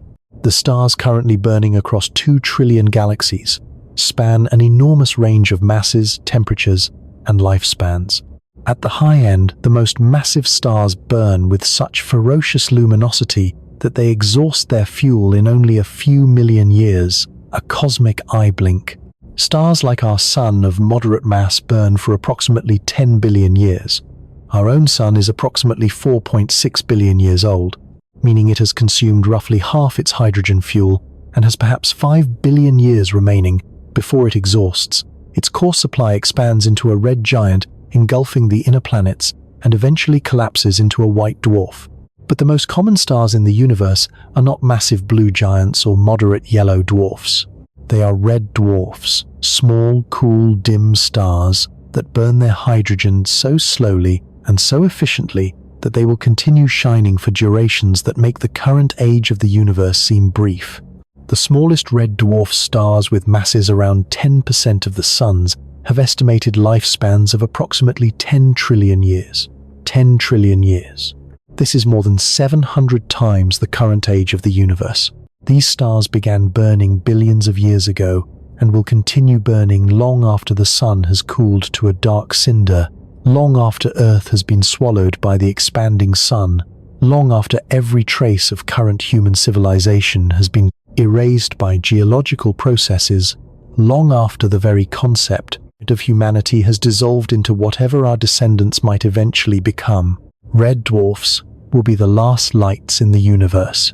Long after every massive star has exploded, long after every sun-like star has swollen and faded, the small red dwarfs will continue their patient dim burning, populating a universe that grows darker and emptier, with each passing trillion, years as the brighter stars that currently dominate our night sky wink out one by one. Approximately 100 trillion years from now, the last red dwarf will exhaust its fuel. No new stars will form to replace it because the gas clouds that currently feed star formation will have been consumed, incorporated into existing stars, or blown away by stellar winds and supernova explosions over the preceding trillions of years. The universe will not end at this moment. It will not collapse or explode or undergo any dramatic transition. It will simply go dark. The stelliferous era will end not with a catastrophe, but with a dimming, a last faint red star flickering out somewhere in a galaxy that has been growing emptier for trillions of years. And then darkness across a universe that still exists, still contains matter, still has a future measured in timescales that dwarf even the stelliferous era, but has run out of the fuel for light. What follows the stelliferous era is the degenerate era, and it begins in darkness. When stars exhaust their nuclear fuel, they do not simply vanish. They leave behind remnants whose nature depends on the original star's mass. The most massive stars end in supernova explosions, leaving neutron stars or black holes. Moderate stars like our Sun shed their outer layers and leave white dwarfs, dense hot cores of electron-supported matter, approximately the size of Earth, but with masses comparable to the Sun. Red dwarfs, burning so completely that they consume nearly all their hydrogen, are predicted to leave behind white dwarfs as well, though none have yet been observed, because no red dwarf has had time to complete this process in the universe's current age. White dwarfs are not dead in any absolute sense. They are hot when formed surface temperatures can exceed 1,000,000 Kelvin, and they radiate this heat into space as they cool, but they have no internal energy source. No nuclear burning, no gravitational contraction generating new heat. They simply cool, radiating their stored thermal energy into the void over timescales of trillions of years, gradually fading from white to yellow to orange to red to infrared, and finally to the temperature of the surrounding space. A fully cooled white dwarf is called a black dwarf, an object of roughly stellar mass composed primarily of carbon and oxygen, crystallized under enormous pressure, sitting at the temperature of the cosmic background, radiating nothing, reflecting nothing, absorbing nothing detectable only by its gravitational influence on anything unfortunate enough to pass nearby. Black dwarfs are the universe's most patient tombstones. Here is a detail that carries a strange kind of comfort and a strange kind of grief simultaneously. No black dwarf yet exists anywhere in the observable universe. The universe is not old enough. Even the oldest white dwarfs, formed from the first generation of stars that died billions of years ago, have not had sufficient time to cool to black dwarf temperatures. Every white dwarf currently existing is still warm enough to radiate, still contributing its diminishing share to the universe's light budget. Black dwarfs are a future phenomenon. They will become the dominant form of stellar remnant during the degenerate era, accumulating over trillions upon trillions of years as white dwarf after white dwarf completes its cooling. The universe of the degenerate era will be populated primarily by these dark objects, black dwarfs, neutron stars, and black holes orbiting each other in gravitationally bound systems, growing ever more sparse as stellar encounters eject members into the intergalactic void. Galaxies themselves will not survive the degenerate era intact. Over timescales of approximately 10 to the 19th to 10 to the 20th years, numbers so large that writing them requires exponential notation. Even for the exponents, gravitational interactions between stellar remnants within galaxies will cause most objects to be flung out of their galactic homes entirely. Through a process called gravitational relaxation, random encounters between passing objects gradually redistribute energy, with lighter objects gaining enough velocity to escape the galaxy entirely, while heavier objects sink toward the galactic center. Over sufficiently long timescales, most of a galaxy's mass will be ejected into intergalactic space, with the remaining mass concentrated around the supermassive black hole at the galactic center. This is a slow apocalypse, measured not in explosions but in patient incremental ejection, stellar remnant after stellar remnant, flung into the void between galaxies joining the growing darkness, never to return. The galaxy does not collapse, it disperses, like smoke spreading through an enormous room until the concentration becomes undetectable. The numbers required to describe the degenerate era strain any notation designed for human use. But what comes after it makes the degenerate era seem brief. Approximately 10 to the 40th years from now, a 1 followed by 40 zeros proton decay may bring the degenerate era to its close. The proton, that fundamental building block of atomic nuclei, is predicted by certain grand unified theories of particle physics to be unstable over extraordinarily long timescales. If protons decay, and current experiments have not confirmed that they do, only placing lower limits on the proton's half-life, they will do so on timescales around 10 to the 34th years, though some models allow for much longer half-lives. If proton decay occurs, then every black dwarf, every neutron star, every atom of ordinary matter in the universe will gradually dissolve. The carbon crystals of black dwarfs will slowly lose their protons over timescales of 10 to the 40th years, reducing stellar remnants to clouds of electrons and positrons and photons. The matter that comprises everything we have ever known or could ever know will cease to exist in any form we would recognize. If proton decay does not occur, if protons are truly stable over infinite timescales, matter survives longer but does not survive forever.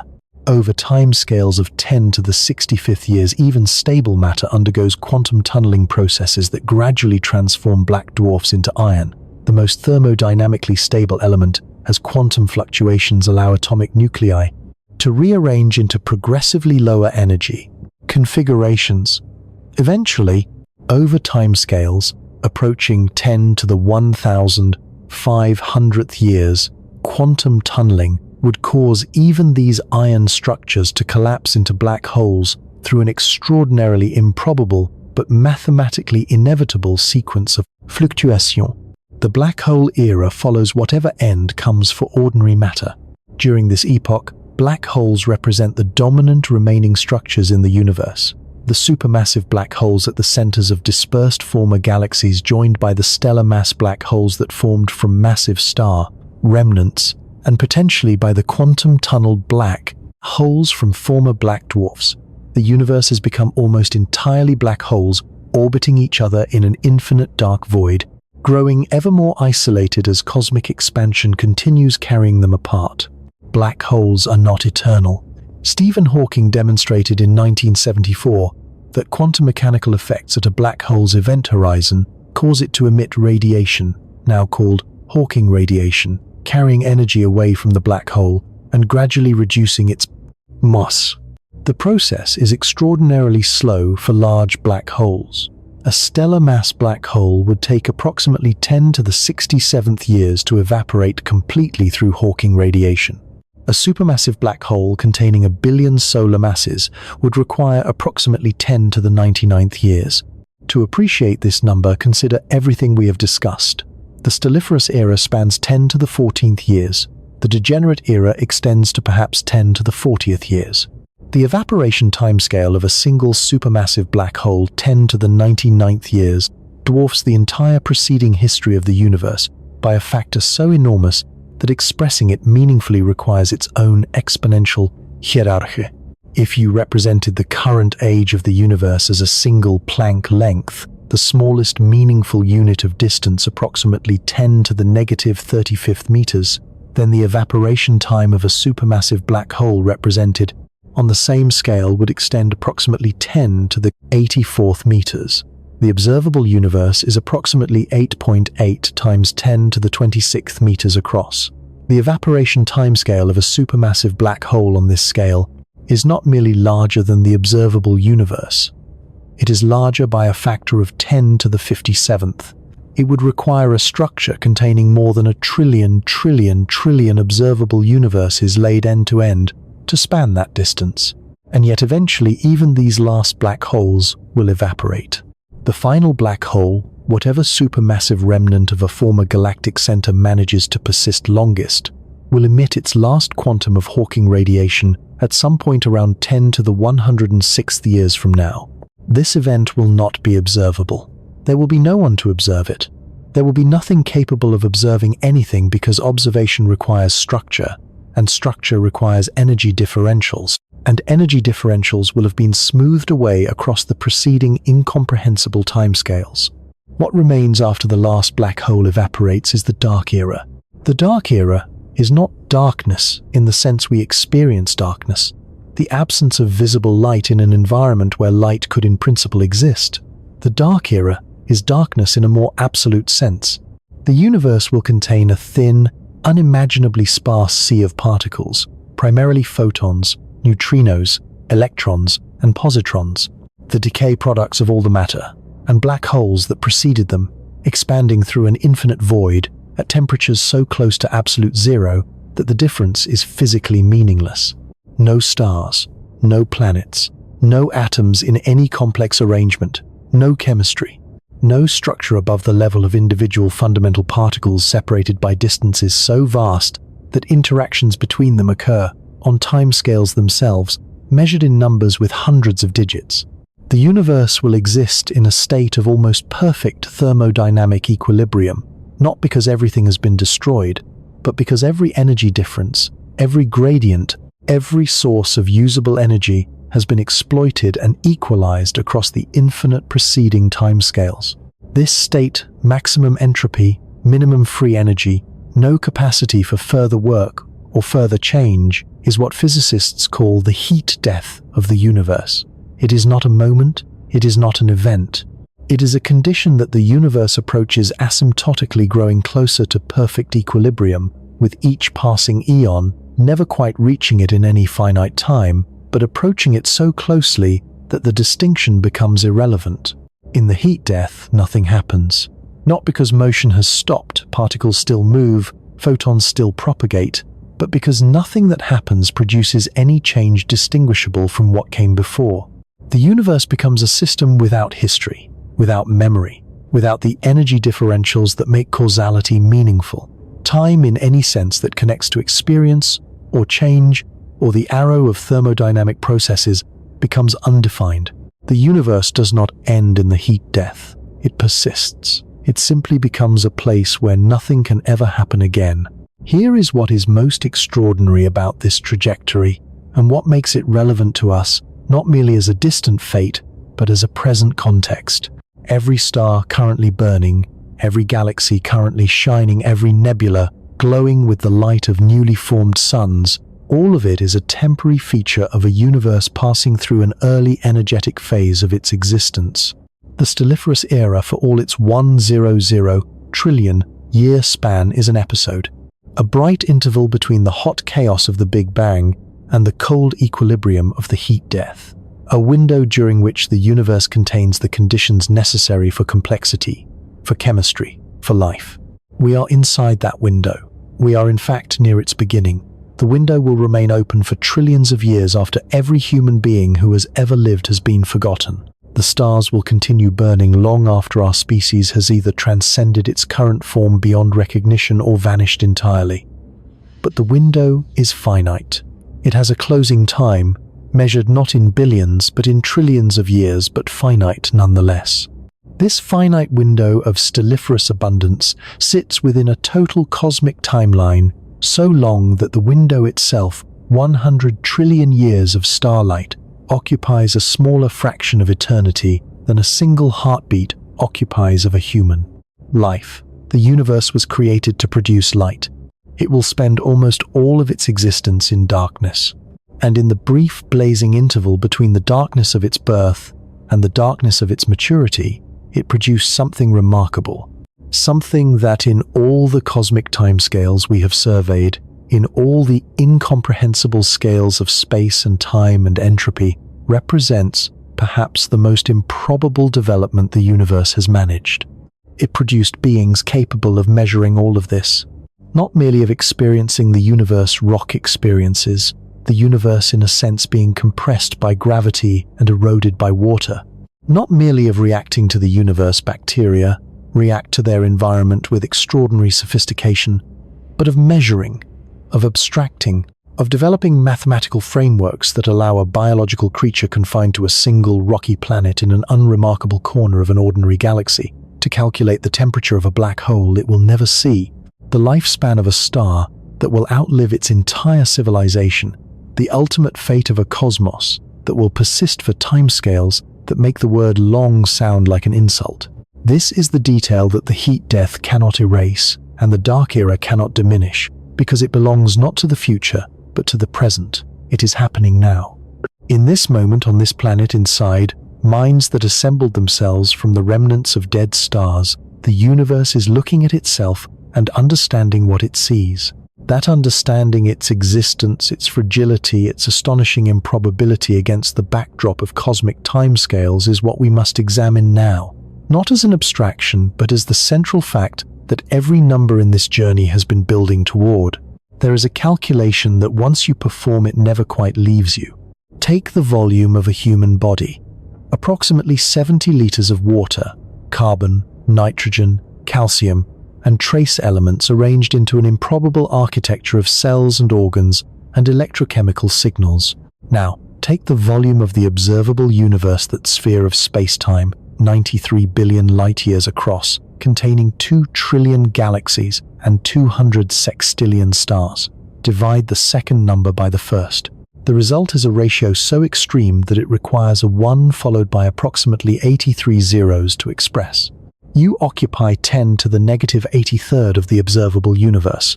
This number is not merely small, it is small in a way that defeats every intuitive framework for smallness. The ratio of a single atom to the entire Earth is approximately 10 to the negative 25th. The ratio of an atom to the observable universe is approximately 10 to the negative 80th. You are volumetrically closer in size to the entire observable universe than a single atom is to you, which is to say, you are extraordinarily, almost incomprehensibly small. And yet, you know this. That is the fact that changes everything, not the smallness itself. The universe contains objects far smaller than humans, quarks, and electrons, and the Planck-scale structures that underlie physical reality, and none of them know anything about their own insignificance or their own existence, or the vastness of the space surrounding them. The remarkable fact is not that you are small. The remarkable fact is that something this small is capable of measuring how small it is. That a collection of atoms arranged into a particular configuration can abstract the concept of 10 to the 83rd and feel the weight of what that number means. The universe has been producing complexity for 13.8 billion years. It assembled hydrogen and helium into stars. It burned those stars until they forged heavier elements in their cores. It scattered those elements across space in supernova explosions, seeding new gas clouds with the raw materials for rocky planets. It allowed chemistry to proceed on the surfaces of those planets over billions of years until, in at least one known instance, the chemistry became self-replicating, and the self-replicating chemistry became responsive to its environment, and the responsiveness became complex enough to constitute something we recognize as awareness. This awareness, your awareness, the capacity that allows you to process these words and feel something in response to them, required the deaths of multiple generations of stars. The carbon in your body was forged in stellar cores. The oxygen you breathe was produced by nuclear burning in stars that no longer exist. The calcium in your bones was scattered by supernova explosions that occurred before our solar system formed. You are in the most literal and non-metaphorical sense possible, made of dead stars. The universe aged itself for billions of years, burned through multiple stellar generations, assembled and exploded and reassembled matter across cosmic timescales to produce the conditions under which you could exist. And then, having done all of this, the universe produced something capable of figuring out that it had done all of this.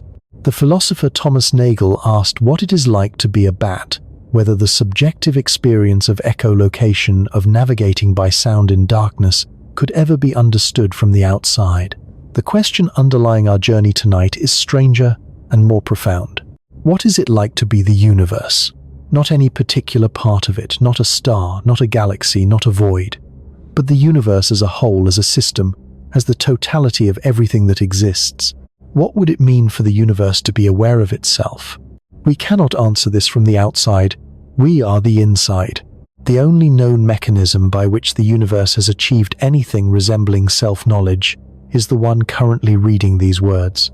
Biological nervous systems built from stellar debris, organized by billions of years of chemical and evolutionary refinement, capable of abstract thought and mathematical reasoning, and the peculiar cognitive act of holding in mind a concept, like the observable universe or cosmic inflation, or the heat death that vastly exceeds the scale of the organism doing the holding. This makes the question of life elsewhere in the universe not merely scientifically interesting, but philosophically urgent in a way that scales directly with everything we have examined tonight. 2 trillion galaxies, 200 sextillion stars, an estimated 10 to the 24th potentially habitable planets across the observable volume. Against this backdrop of almost grotesque abundance, the silence is remarkable.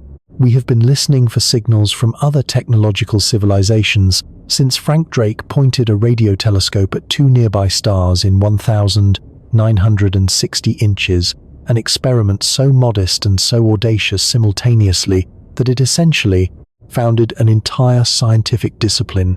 We have since searched millions of stars across a wide range of frequencies, conducted optical surveys looking for laser pulses, analyzed the spectral signatures of thousands of planetary atmospheres for chemical markers of biological brain activity. The search has grown more sophisticated with every passing decade, exploiting instruments of sensitivity that Drake could not have imagined. The result is silence. Not approximate silence, not signals that remain ambiguous or unexplained. Silence. Nothing. In 65 years of increasingly sensitive searching across an expanding range of frequencies, stellar targets, and detection methods, no confirmed signal of extraterrestrial technological origin has been identified. The one candidate, the famous WOW signal, detected by astronomer Jerry Eman at the Big Ear Radio Telescope in Ohio in August 1977, a 7.2-second burst of narrowband radio emission whose characteristics matched the predicted signature of an interstellar transmission, was never repeated, never confirmed, and remains unexplained. One signal, unconfirmed, never repeated. In 65 years of listening, the physicist Enrico Fermi articulated the paradox that bears his name during a lunch conversation at Los Alamos in 1950. Given the age of the galaxy, approximately 13 billion years, and given what we can infer about the frequency of habitable planets and the potential for technological civilizations to develop interstellar travel, or at minimum interstellar communication, the galaxy should be, by reasonable extrapolation, full of evidence of intelligent life. Even a single civilization expanding at a small fraction of light speed would have colonized the entire Milky Way within a few 100 million years, a cosmically brief interval compared to the galaxy's 13 billion year time. The question Fermi posed was simple enough to fit in a single sentence. Where is everybody? The silence has accumulated more weight in the decades since Fermi asked his question, because the silence has persisted as our instruments improved. Early radio searches could be explained by insufficient sensitivity. Kepler's confirmation that planets are essentially ubiquitous removes any possible claim that habitable worlds are rare.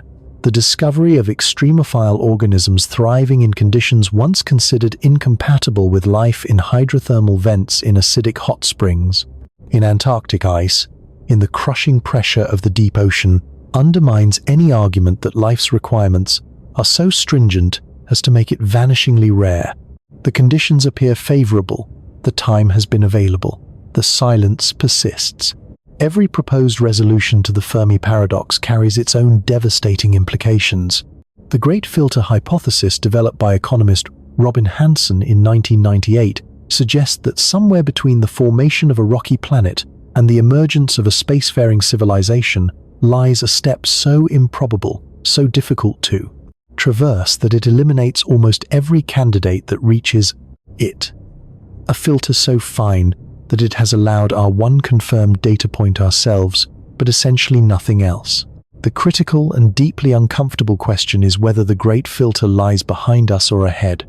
If the filter lies behind us, if the improbable step is something that already occurred in Earth's history, perhaps the origin of life from chemistry, perhaps the emergence of eukaryotic cells, perhaps the development of sexual reproduction, perhaps some other transition we have not yet identified as extraordinary, then we may be genuinely rare or unique in the observable universe. The silence is explained by our improbability. Other planets harbor no one to answer because the filter has prevented anyone from reaching our stage of development. This interpretation is in some ways comforting, and in other ways, the loneliest possible conclusion about our cosmic situation. If the filter lies ahead, if it is something that technological civilizations routinely encounter and fail to survive, then the silence carries an entirely different message. It suggests that civilizations like ours regularly reach our current stage of development and then cease to exist before achieving the longevity necessary to make their presence known across interstellar distances. The silence becomes a warning rather than a reflection of our uniqueness. The empty sky is not evidence that we are alone, but evidence that becoming what we are becoming is a path with a terminus. Neither interpretation is comfortable. The first makes us cosmically isolated, an accident of chemistry, in a universe otherwise empty of minds. The second makes our current civilizational trajectory suspect our technological adolescence, a phase that civilizations rarely survive. A third possibility sits between these extremes and deserves more attention than it typically receives. It is possible that life is common, that intelligence is common, and that the silence results not from absence, but from the fundamental physics we have spent this journey examining. The observable universe spans 93 billion light-years. Signals propagate at light speed. A civilization 1,000,000 light-years away that began broadcasting 5,000,000 years ago has filled a sphere 5,000,000 light-years in radius with its transmissions, a sphere that has not yet reached us. A civilization 5,000,000 light-years away broadcasting for 1,000,000 years has not yet had time to reach the Milky Way's far side. The silence may simply be the sound of a universe where the speed of light imposes communication delays measured in thousands and millions of years. A universe full of civilizations all shouting into the void, none yet within earshot of any other, because the distances are so vast and the time that technological civilizations have existed is so brief relative to the timescales of cosmic communication. This possibility carries its own strange comfort and its own strange vertigo. If it is true, then at this precise moment, electromagnetic signals from other civilizations may be passing through your body. Radio waves carrying the equivalent of alien television broadcasts, alien scientific discussions, alien artistic expressions, alien arguments and alien music, all of it streaming through you right now, undetected, because we have not yet developed instruments sensitive enough to pick them out from the cosmic background, or because we are not pointing our instruments in the right direction, or because the signals have been attenuated by distance below our detection threshold. The universe may be saturated with the chatter of civilizations speaking to each other and to the void, and we may be sitting in the middle of this conversation deaf to it. We do not know. This is perhaps the most important thing to say clearly without qualification or false confidence. The Fermi paradox remains unresolved, not because scientists have failed to think carefully about it. It has received some of the most careful thinking in all of science, but because the data required to resolve it does not yet exist. We have one confirmed example of a civilization producing detectable signals, one data point. Statistics built on a single data point are not statistics. They are wishes dressed in numbers. What we can say with confidence, supported by everything examined tonight, is that the observable universe provides the raw material for life in quantities that exceed comprehension, that the physical and chemical processes producing complexity appear to operate wherever conditions permit, that the silence, whatever its ultimate explanation, is itself a datum of extraordinary significance, telling us something profound about either the rarity of minds or the difficulty of surviving long enough to make contact. And we can say one more thing, perhaps the most important thing of all. The fact that this question can be asked, that a biological organism on one rocky planet can look out across 93 billion light years and wonder whether anyone else is out there wondering the same thing, is not a trivial fact. It is the most remarkable fact we have encountered in this entire journey. More remarkable than the scale of the observable universe. More remarkable than the time scale of stellar burning.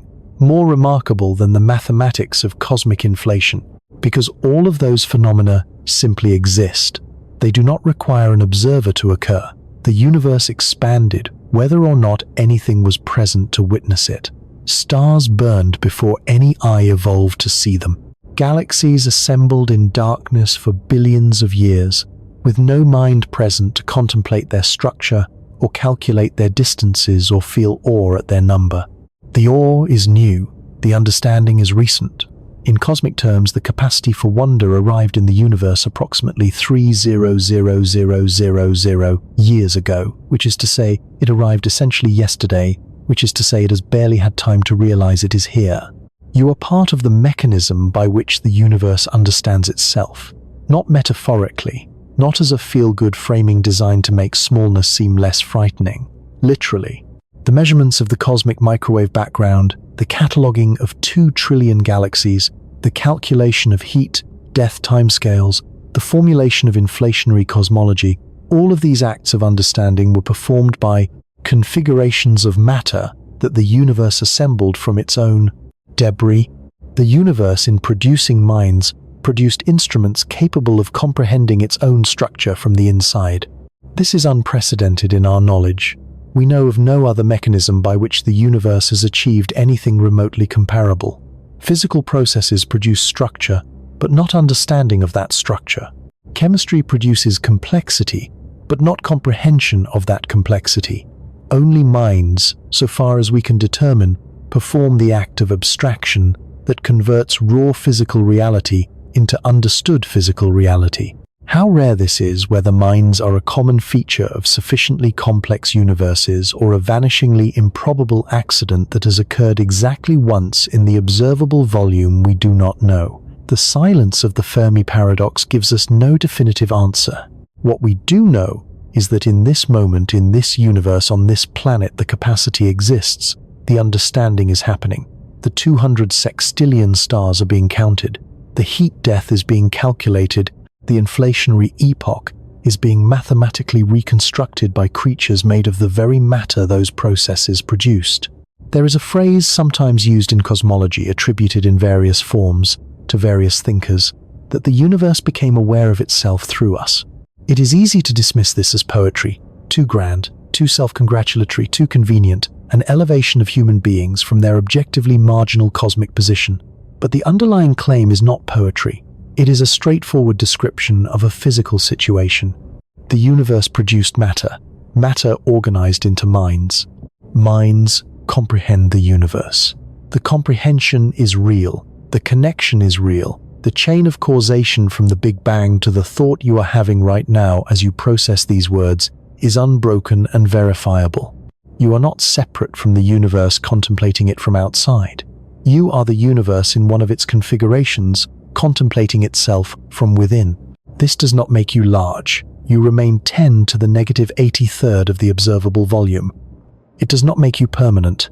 The atoms composing you will be recycled into other configurations within decades. The elements dispersed over geological timescales, the last traces of anything connected to your existence erased within timescales that the stelliferous era would consider brief. It does not make you central. The observable universe has no center, or alternatively, every point in it is equally central, which amounts to the same thing. It makes you something stranger and more interesting than large or permanent or central. It makes you aware.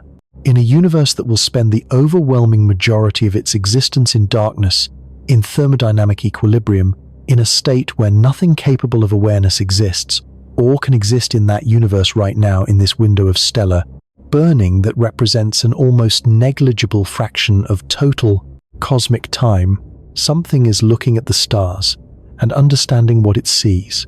That something is you. That window is now. And what remains is to stand at the edge of everything we have examined tonight and ask what it means that we can stand there at all. 1, 0, 4, 2, Claude responded.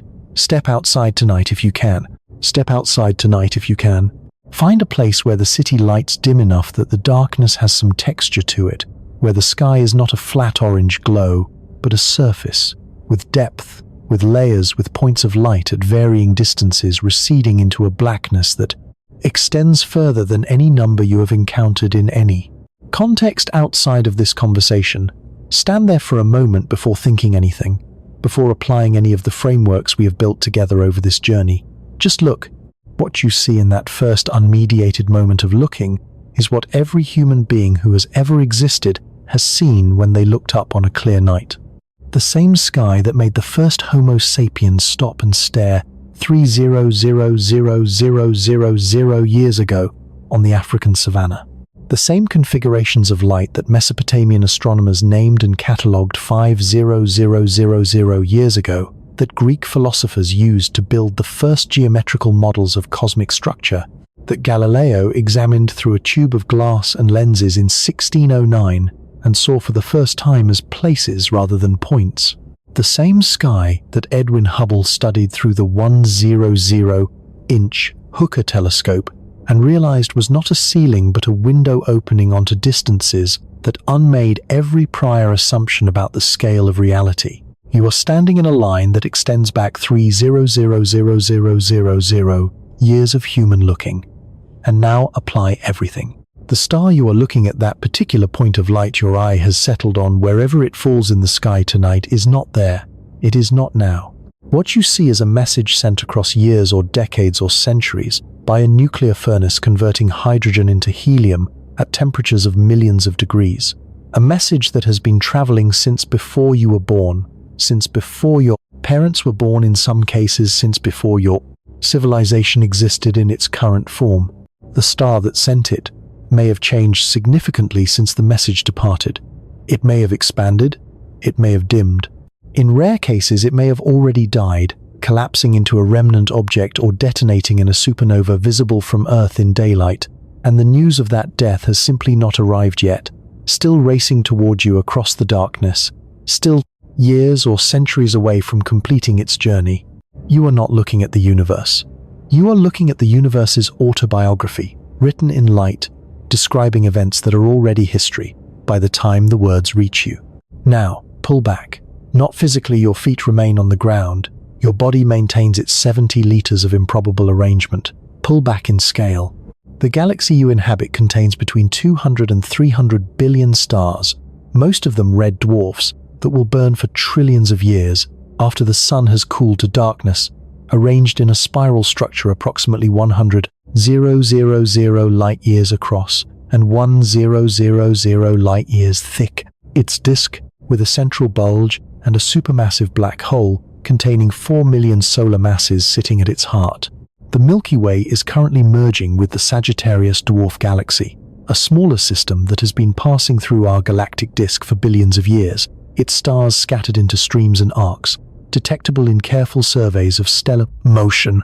The Milky Way itself orbits within the local group, a collection of approximately 80 galaxies bound by mutual gravity, itself a peripheral member of the Laniakea supercluster, spanning 520 million light-years. Beyond Laniakea, the cosmic web extends across the observable volume filaments and voids and clusters and walls of structure, spanning billions of light-years, organizing 2 trillion galaxies into a pattern that on the largest scales resembles nothing so much as a neural network, a web of interconnected nodes separated by vast empty spaces, the whole thing threaded through with dark matter, whose gravity sculpted every large-scale structure that exists and suffused with dark energy, whose nature we do not understand, and whose effects are carrying 97% of those 2 trillion galaxies permanently beyond our reach. The observable universe spans 93 billion light-years. It is 13.8 billion years old. It contains 200 sextillion stars. It has been expanding since its first moments, and is currently accelerating in that expansion, driven by a component comprising 68% of its total energy content that has no agreed-upon physical explanation. Its earliest moments were characterized by an episode of exponential expansion, so violent that a region smaller than a proton became larger than everything we can observe in a fraction of a second. So brief, it predates any unit of time in common use. Its future will unfold across timescales so vast that the entire stelliferous era, 100 trillion years of starlight, occupies a smaller fraction of total cosmic time than a single human heartbeat occupies of a human life. These are the facts, measured, verified, confirmed by independent methods using instruments built by thousands of scientists across generations of refinement. Not approximations, not metaphors, not philosophical speculations. The actual dimensions of the actual universe, as best as human measurement has been able to determine them. Now, ask the question that has been waiting at the edge of this entire journey. What does it mean that you know this? Not in the abstract sense of what significance human knowledge has in a philosophical framework. In the immediate physical present tense sense. Right now, in this moment, electrical signals are moving through a 3-pound organ housed inside your skull, assembled over 9 months from 2 half cells grown through 2 decades of development, maintained by the continuous operation of systems so complex that the complete description of their function fills libraries. Those electrical signals, moving through networks of approximately 86 billion neurons connected by roughly 100 trillion synapses, are producing something. Call it understanding, call it comprehension, call it the subjective experience of grasping a concept that did not exist in the universe 3,000,000 years ago and may not exist anywhere else within the observable volume. The universe spent 13.5 billion years producing the conditions for that to happen. It burned through stellar generations. It scattered heavy elements across galactic disks. It allowed chemistry to proceed on a rocky planet for 4 billion years until the chemistry organized itself into something capable of the act you are performing right now. From the Big Bang to this sentence required 13.8 billion years of physical and chemical and biological process. An unbroken chain of causation stretching from the first quantum fluctuations in the inflationary epoch to the electrochemical events occurring in your nervous system as you read. That chain did not have to produce this. Nothing in the physics required it. The universe could have, and apparently in most of its volume did proceed through the entire stelliferous era and beyond without producing anything capable of comprehending its own structure. Stars burn without knowing they burn.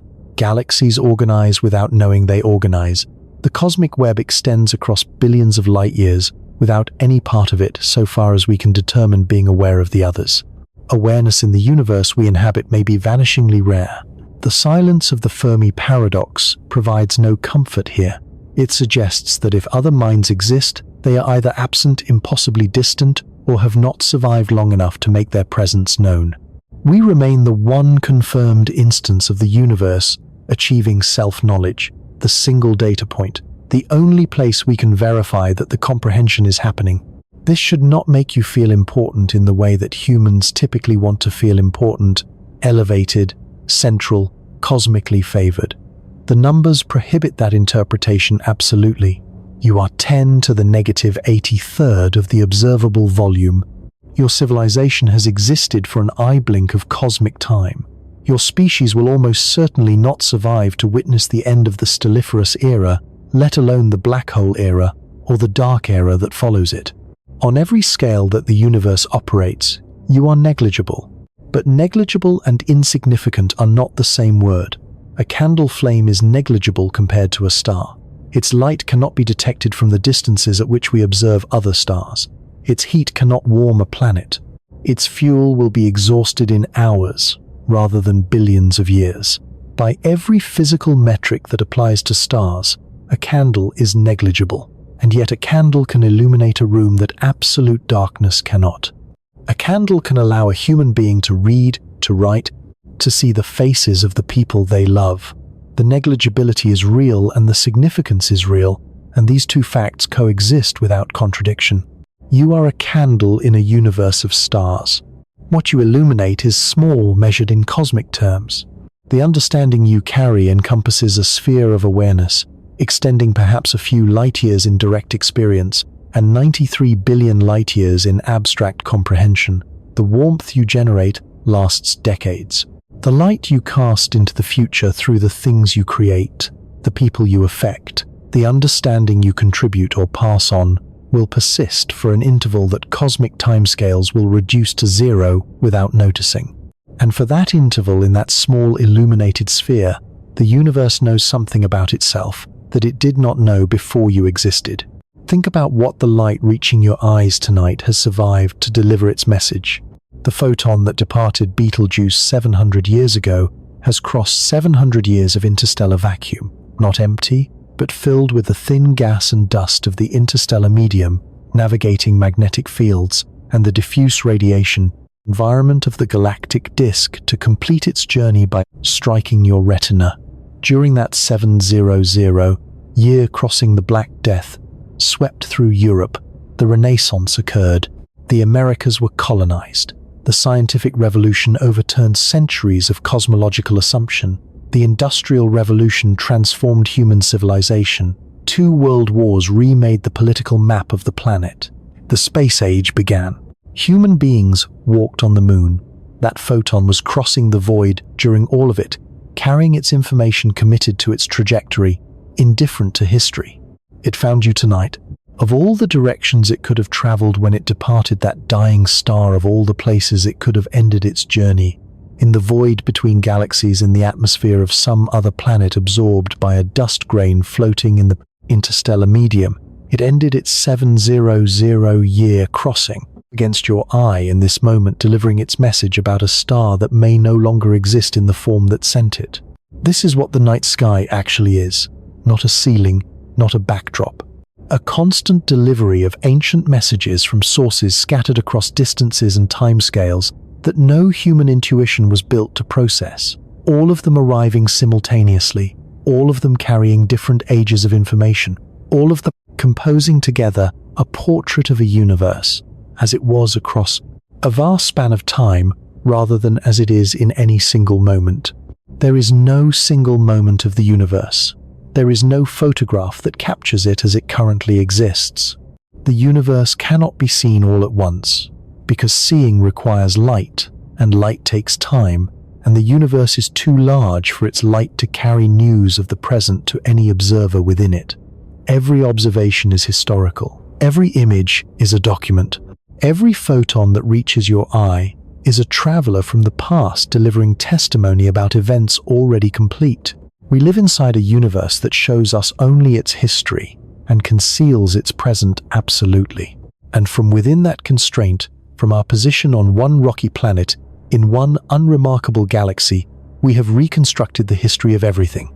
We have calculated when the universe began, and how hot it was in its first seconds, and what elements it produced in its first minutes, and how those elements assembled into stars, and how those stars forged heavier elements, and how those elements became us. We have measured the geometry of space-time and found it flat. We have detected the afterglow of the Big Bang and mapped its fluctuations to 1 part in 1,000,000. We have discovered that the expansion of the universe is accelerating and inferred the existence of a component comprising 68% of cosmic energy that we cannot directly detect or identify. We have looked at a grain of sand of sky and found 3000 galaxies. We have extended that count to 2 trillion.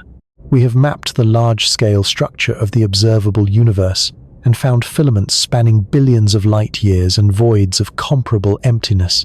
We have calculated the fate of the universe across timescales reaching 10 to the 106th years and found that it ends not in fire, but in a silence so complete that the concept of silence becomes inadequate. All of this performed by creatures who did not exist 300,000 years ago, who did not understand that the sun was a star until a few centuries ago, who did not know that the Milky Way was a galaxy among billions until 1924, who did not discover cosmic acceleration until 1998. The speed of this understanding measured against the timescale of the universe is itself almost incomprehensible. In less than a single human lifetime, the interval between Hubble's 1924 confirmation that other galaxies exist and the present day, we have gone from not knowing the Milky Way was a galaxy to mapping 2 trillion of them, from not knowing the universe had a beginning to reconstructing its first seconds, from not knowing the universe's fate to calculating it across timescales that dwarf the age of everything we can observe. The universe is 13.8 billion years old. It produced minds capable of understanding its own structure 3,000,000 years ago. It took those minds approximately 2,99700 years to develop the mathematics, the technology, and the cumulative knowledge necessary to perform these measurements. And in the last 100 years, less than 1/10,000th of the time minds have existed, less than 100 millionth of the age of the universe, we have learned more about the structure of reality than in all the preceding history of our species combined. Something accelerating in human understanding mirrors in its own small way the acceleration in cosmic expansion. We do not know where either acceleration leads. The ancient light arriving at your eyes tonight carries no message about the fate of the civilization that produced the instruments to measure it.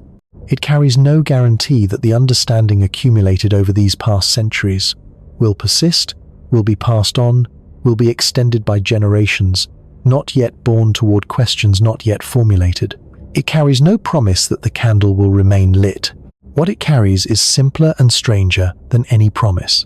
It carries the evidence of what the universe did with 13.8 billion years of time and 93 billion light years of space and 2 trillion galaxies worth of matter and energy.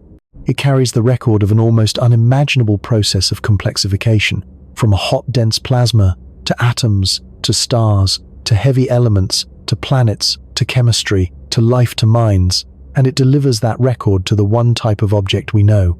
Of that can read it. You are being spoken to by the universe's entire history every time you look up. The question is not whether you are small enough to matter in cosmic terms. You are not. The question is not whether your existence will leave a permanent mark on the universe's future. It will not. The question is what you do with the interval, the brief, improbable, cosmically unprecedented interval during which you are the thing that understands. The stelliferous era will last 100 trillion years. The universe will persist for timescales measured in numbers with hundreds of digits. Against these durations, a human life is a quantity so small that it rounds to zero in every calculation the universe performs. And within that quantity that rounds to zero, something occurs that may not occur again for billions of years or ever again in the observable volume, or may be occurring simultaneously across millions of civilizations we cannot yet detect. The universe looks at itself, briefly, impermanently, through instruments made of stellar remnants arranged by evolution into nervous systems that were not designed for this purpose, but discovered it anyway. Right now, the light from Betelgeuse, 700 years old, is crossing the last few centimeters between the night sky and your eye. Right now, the microwave afterglow of the Big Bang is passing through your body from every direction simultaneously, a bath of ancient photons that have been traveling for 13.8 billion years and will travel for trillions more after you are gone. Right now, somewhere in the 93 billion light years of observable volume, processes are occurring that have not yet sent their light across the distance necessary to reach us. Events whose news is en route, crossing the void at the maximum speed the universe permits, committed to a journey that will not conclude, until long after everything we know has changed. The universe does not wait for observers, it does not require them. It proceeds according to its physics, with complete indifference to whether any mind is present to note what it does. But tonight one is. Step outside. Look up at the Museum of Ancient Light. Let the photons complete their journeys against your eyes. Feel, if you can, the weight of the distances they have crossed, and the time they have carried, and the sources they departed from, sources that may no longer exist in the form they had when those photons left them. You are standing at the receiving end of the universe's longest messages. You are the mechanism by which those messages become understood rather than merely received. You are, for the duration of your existence, which is brief and unrepeatable, and surrounded on all sides by the darkness of times, before you and after you, the place where the universe knows what it is. The stars are not impossibly distant. They are simply speaking at the only speed available to them across the only medium the universe provides, delivering their testimony to anyone willing to stand in the dark long enough to receive it. The light is here now. The understanding is here now. On this world, in this window, in this moment, that the universe spent 13.8 billion years preparing without knowing it was preparing anything at all. It is extraordinary. It is temporary. And it is yours.